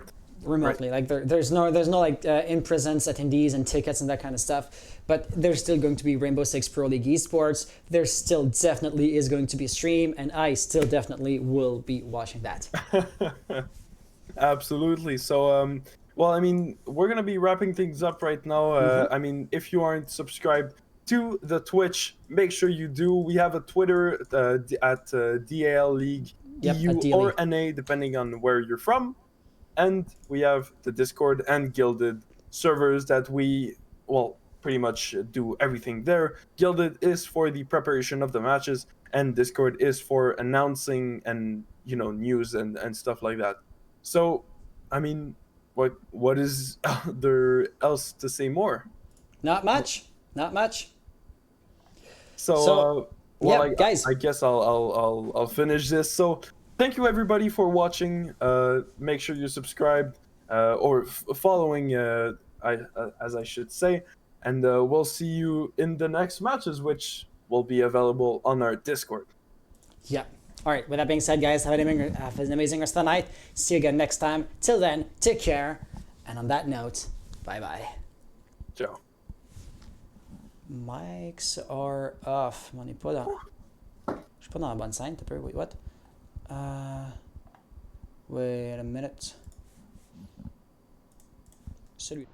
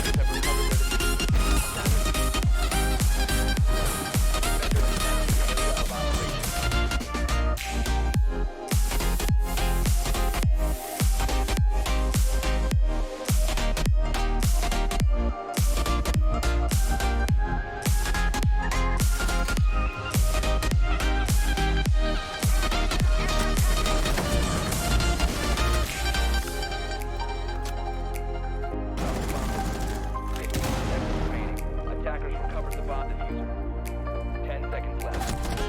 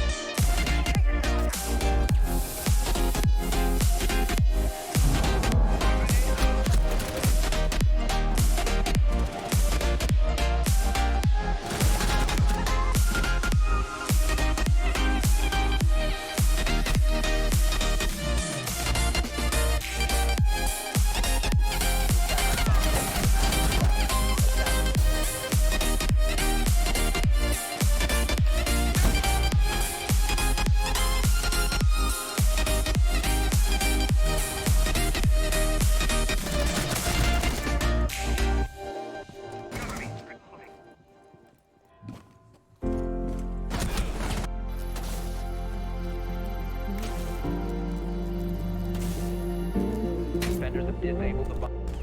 Please don't